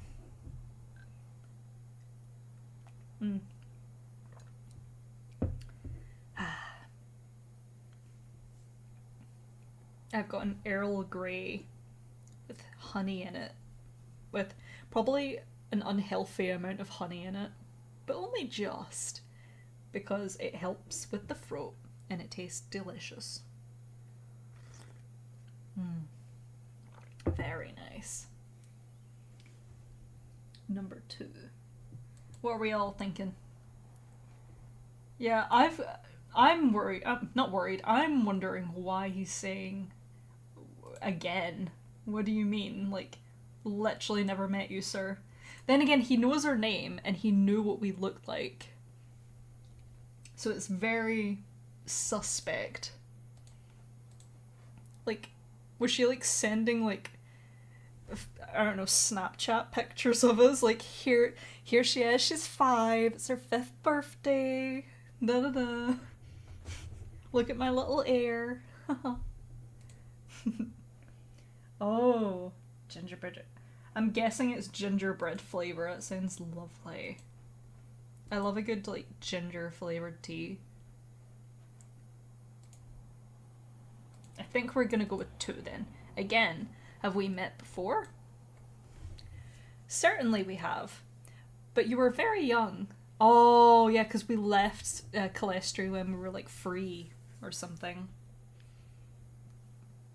Or, like, 3 or 4. But you were very young, so I won't blame you for forgetting, Baz says cheerfully. Let's make a clean start of it, and don't let Emeraldine prejudice you against me. Emeraldine doesn't like anyone who remembers when they were a child toddling along at their father's heels. Unfortunately for them, that's half the city, and you did catch that, didn't you? Who's Scion? Yeah, I think that's Scion. Who's Scion you were just antagonizing? Not a closer, Baz. For a moment, you have no idea what he means. Then you remember the surname M mentioned. The one you suddenly remember Baz called out when he arrived. Despite using the captain's first name the rest of the time, Marden Ghislaine, as in Nobu Marden, and Renard Ghislaine, and as little as you heard about Calestri growing up, those are 2 names you know well. Now that you've had a moment to realise it, your mother never told you about Baz, but she cursed those names 1,000 times. Those are the men who led the final charge against her in the rebellion, who forced back her eternal darkness at the end. Those are the men who threw her from the top of the Sublime Tower 22 years ago. Yeah, because we're 25, so it must have been when we were 3 that we left, yeah. Ah, it's 5. Seeing your realisation dawning, Baz chuckles. Yes, good. I don't know how much your mother tells you, but Nobu and Renard sit in the Astral Assembly now, practically the heads of it. They'll tell you no one stands above anyone else in the assembly, but they're lying. Which is, of course, how they can get away with making a 23-year-old the captain of the Sublime Guard. No one would allow it otherwise. Emeraldine knows that. Their subordinates know that. The whole city knows that. And Emeraldine knows that the whole city. Do you see what I'm getting at? Baz talks rapidly as he walks, his tone even through all the turns and tangents, despite how I just said it. He pauses in front of the steps leading up to the red brick house on a relatively quiet street cresting one of the smaller slopes that stretch out from Calestry's central hill. What I'm getting at, he continues, aside from the details of the situation, is that I know more about what's going on in Calestry than you do. And that's not an insult. We've spent the last 20 years in rather different positions. I want you to think of me as a resource. And resources are a lot more useful if you consult them before running off into risky situations, like charging up to the Sublime Tower on your first day in the city, yes? That's us told. His eyes bore into yours, pale and intent. He doesn't look angry, just more serious than he has so far. 1. Don't lecture me. I know what I'm doing. 2. I understand, but my mother didn't tell me where to find you. Just your name, for emergencies. 3. I find I learn best by doing. 4. Sure, fine. 5. Of course, I'm very grateful for your help. Hi, Kiko. Hello. We're just back from a tea break, so we are hydrating.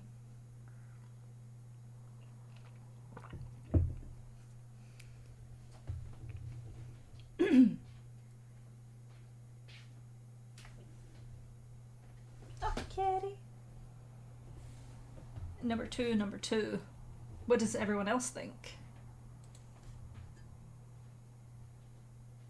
Yeah, it's weird that, I mean, I guess, like, obviously we would go to the tower at the start, but it is still odd that he knew.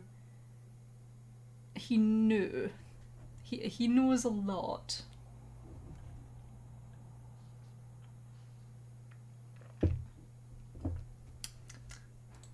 Sippy. It seems like 2 seems to be winning. I understand, but my mother didn't tell me where to find you. Just your name, for emergencies. Baz's expression is hard to read. I'd hoped it was a bit more than that, but never mind then. Here I am. Did I pick the right one? I think I did. He walks up the steps and you realise this house must be his. Come inside, he says, pulling out a key. It looks like rain. He's right. The clouds and fog are growing thick above you.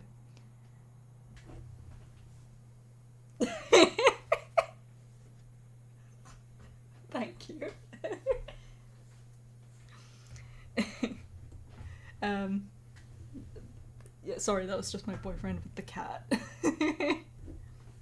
Anyway.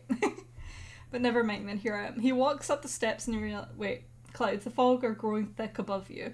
Something is familiar as you cross the threshold. You don't know what exactly, but it's enough to make you shiver, like most of Calestry. The house is finer than anything you've seen in a row.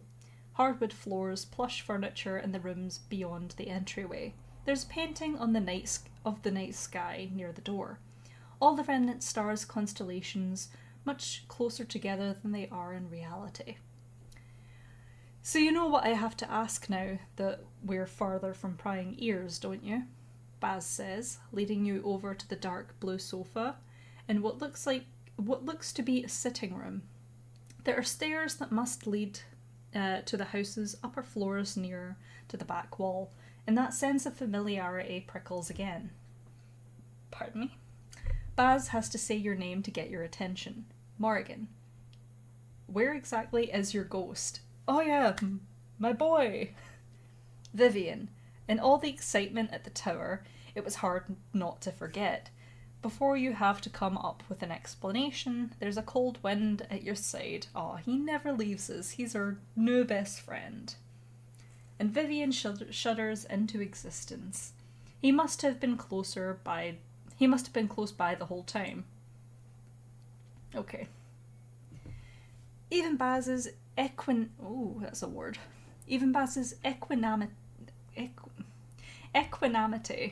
is a little dented by the manifestation of a ghost in his home, though only for a moment. Mr. Grimaldi, useful trick you have there. I've been wondering for some time now. What do you think of your legacy? Oh. Vivian looks about as disturbed as you've seen him since you first brought him back. Scar flashing, spectre flickering, taking those gasping breaths that don't lift his chest. Who, he says, who were those people? Oh yeah, because Natalia. I don't know how many generations, but great nieces and great nephews and the like, I believe. Since you had no children, as far as anyone knows, I assume that's what they must be. Baz shrugs. Not all the grim reminders, of course. There are dozens of them, but the ones leading the charge. What are they doing? Vivian shuts his eyes. What do they think they're... That girl, the one who... Is she alright? Natalia. She's quite resourceful, I'm sure she's fine, Baz says, shrugging. This is your legacy, as I said. Trying to take back the remnant stars so that the people can use them for themselves, the way you did. Reminding everyone what you stood for. Clever name, isn't it? I stood for... I... Vivian's motionless breaths are coming faster now. His scar looks ready to leap off his body and lash out at Baz's furniture. Uh-oh. 1. Vivian, it's alright. I know this is a lot. 2. Baz, you could be more gentle about this. Can't you tell it's bothering him? 3. Isn't that what you wanted, Vivian? 4. How can that girl touch the remnant stars and live, Baz? 5. Have they been doing this since Vivian died, Baz? I want to ask all of these questions. Equinem is a weird word. Oh, you're right. We've arrived in the city with Vivian. We went to the Sublime Tower. For whatever reason, we got involved in a fight. We found out that Vivian has descendants, presumably great nieces, great nephews, and the person leading the charge was his presumably great niece. We got involved in the fight, and Baz here helped us out of it. That's the gist of what's going down, and we're now back at his home. Baz is the guy that our mother told us to go find when we got to the city. 211. Okay. 1-1. I like all of them. I want to ask all of them. But yeah, no, we need to focus on Vivian, the most important person in this story. Vivian, it's alright. I know this is a lot.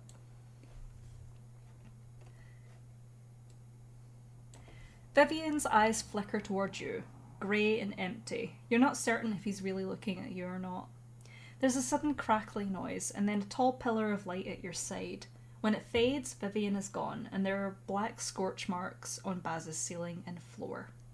That's going to be difficult to explain to guess, Baz says, stepping forward to study his house's new scars. Well, if he hasn't run off yet, I don't suppose he's going anywhere now. He sighs. Pardon me? I can't say I'm surprised. I told your mother this was a bad I told your mother this was a bad idea, you know. Oh, there's 4 options. I can use a poll. 1. Yeah, we chose it. Excellent. 1, 2, 3, and 4. I love it when it gives me 4. Okay. Okay, yeah. Where was I? That was a bad idea. Yeah, that's an arresting thought. And not just because the idea of a mortal contradicting your mother. If Baz and your mother have talked about the plan to raise Vivian, that means either they've been in very recent contact, despite the fact that you've never seen Baz in the cavern and your mother never leaves it, or she told him about it back when you were too young to remember. Years ago. Years before she told you about her scheme. Years before she thought she'd had the idea all. It's hard to say which possibility is more concerning. She just doesn't understand mortals, you know? Baz goes on, his gaze drifting from you. She thinks she does, but she doesn't anymore. She can't possibly see how being pulled out of your time into an entirely new world could be upsetting. Because she's watched 100 new worlds dawn, and every new world is older to her than the last time. You never imagined you'd hear someone speak about your mother this way. Not in all the time you dreamed of coming to Calestri. You can't help but wonder again how exactly it is Baz knows your mother so closely, and what has kept him loyal when every other mortal seems to despise her.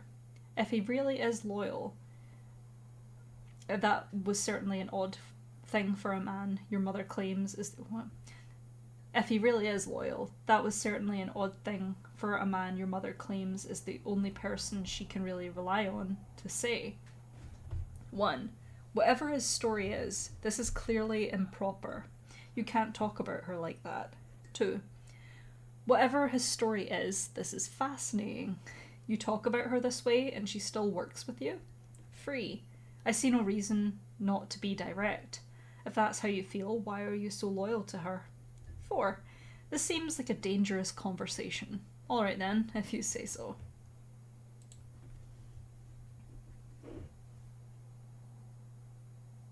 You want to hear...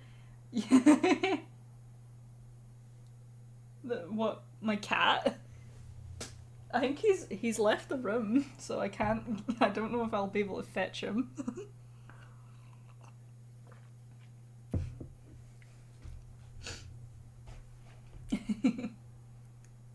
Please, okay, I'll see if I can find him, but he might go for his nap by that time. I see, number 2, okay. Whatever his story is, this is fascinating. You talk about her this way and she still works with you? Damn. Well, Baz shrugs.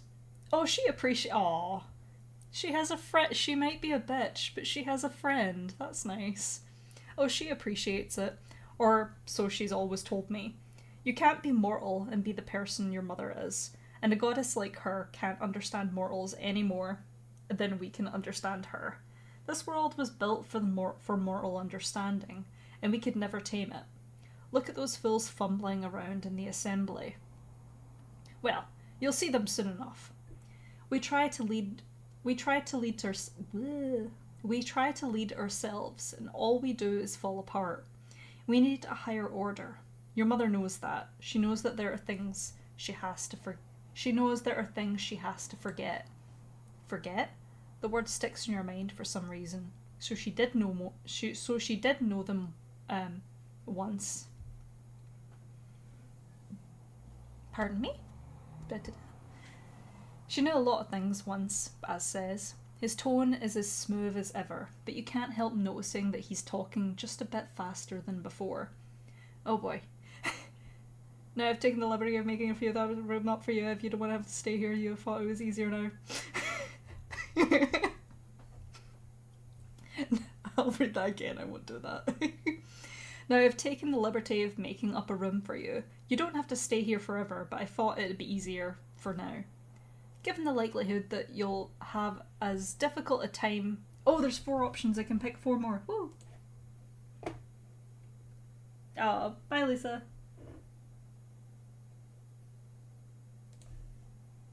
I'm sure nothing crazy will happen while you're gone.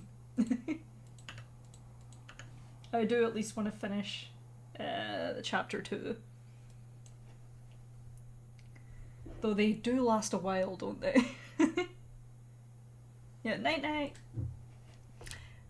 I'm trying to remember where I was at.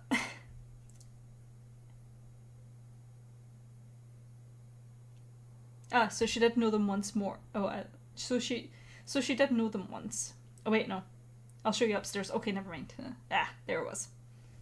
Wait.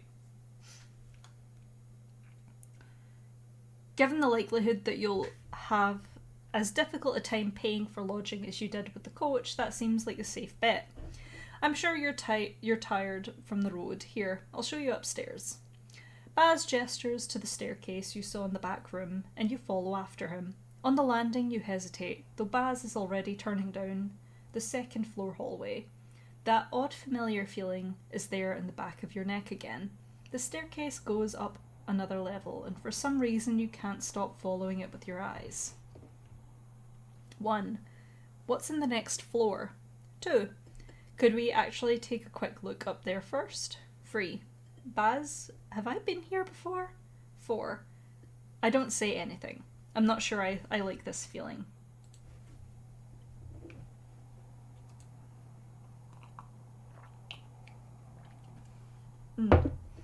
Ah, honey.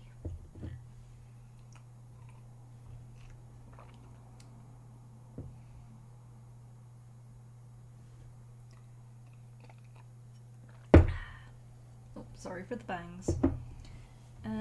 3. It seems we want to go with 3. Aw. Baz, have I been here before? Baz stops in his tracks and looks back at you. As ever, his face is a little hard to read, but the one thing you're sure he isn't is surprised. He doesn't say a word. With heavier footsteps than before, he comes back to your side and leads you up to the next level. There's just one door at the top of the staircase, and when you open it, you're looking out onto the roof.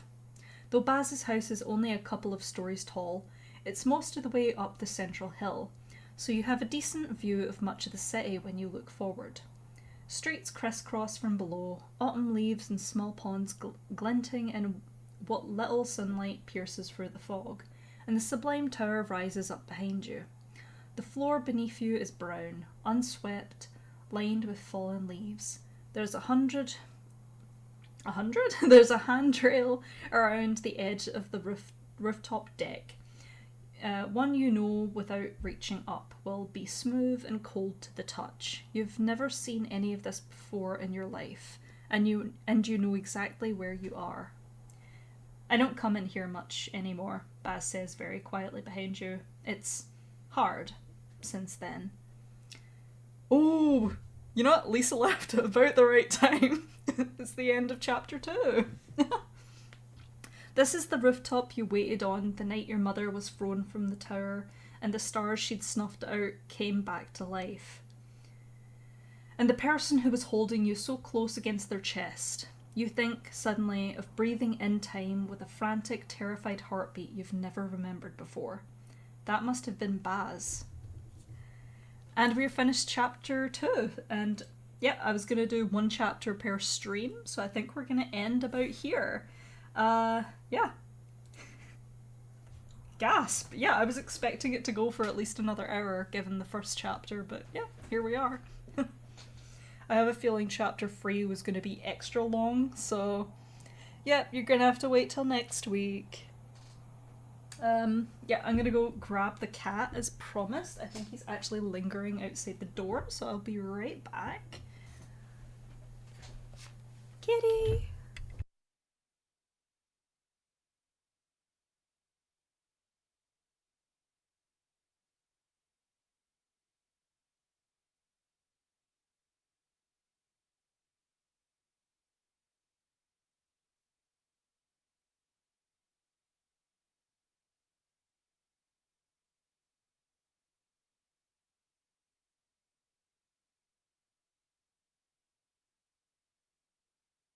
I have him.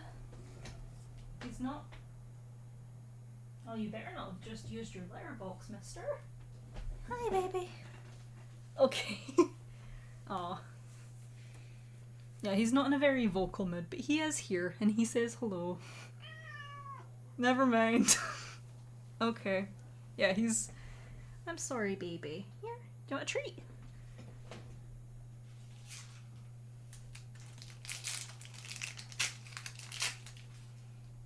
Yeah, he's upsetty, but he won't be upsetty for long. Treats. Yeah, he's excited. Yeah. Yum, yum, yum, yum, yum. Here's the mic close to him.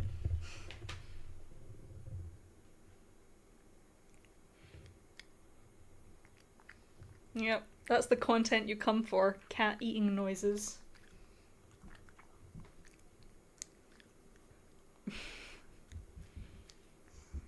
There we go. Okay, you can eat the rest of that in peace. Really? Yeah, I think it's because I picked him up suddenly and he's like, no. No, no, no. So anyway, yep, that was chapter 2 of Stars Arisen. Thank you guys for turning up and joining in the fun. It's definitely a different experience playing it with other people than it was back in the day. Just quietly in my head reading through it. I think I rushed a few parts just because I'm like, this is kind of boring. Right, let's just speed read it. But no, you can't have another. You can't. I'm gonna get like a mouthful from him after. Like, why don't you pick me up and fed me? I want more treats.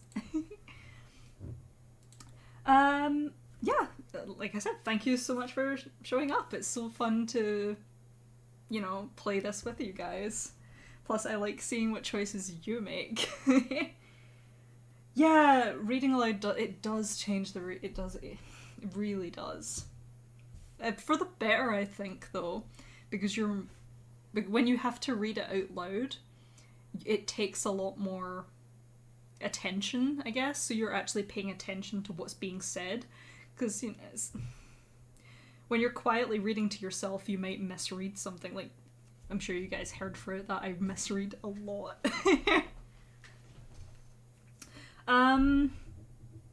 Try to see if there's any. Yeah, yeah, no, that was about it. So, next Tuesday we'll be doing the same thing again. I don't know if it'll be as short as this today, but yeah, it's quite exciting. Can't wait for next week. I think I was saying in the Discord, like, I'm quite sad that I can't read ahead to see what happens because I forget. But like, yeah, it's gonna be a while. Yeah, I do see whenever I played Dragon Age, some of the codexes, I'm like, this one sounds boring though. And I feel so bad. Anyway, I'll probably see you guys in the Discord. Yeah, it was fun. I think I'll end the stream now. You guys can get on with the rest of your days, your evenings, whatever time it happens to be. Thank you again for showing up. I will talk to you guys later. Bye bye. Where's the... There, I found it.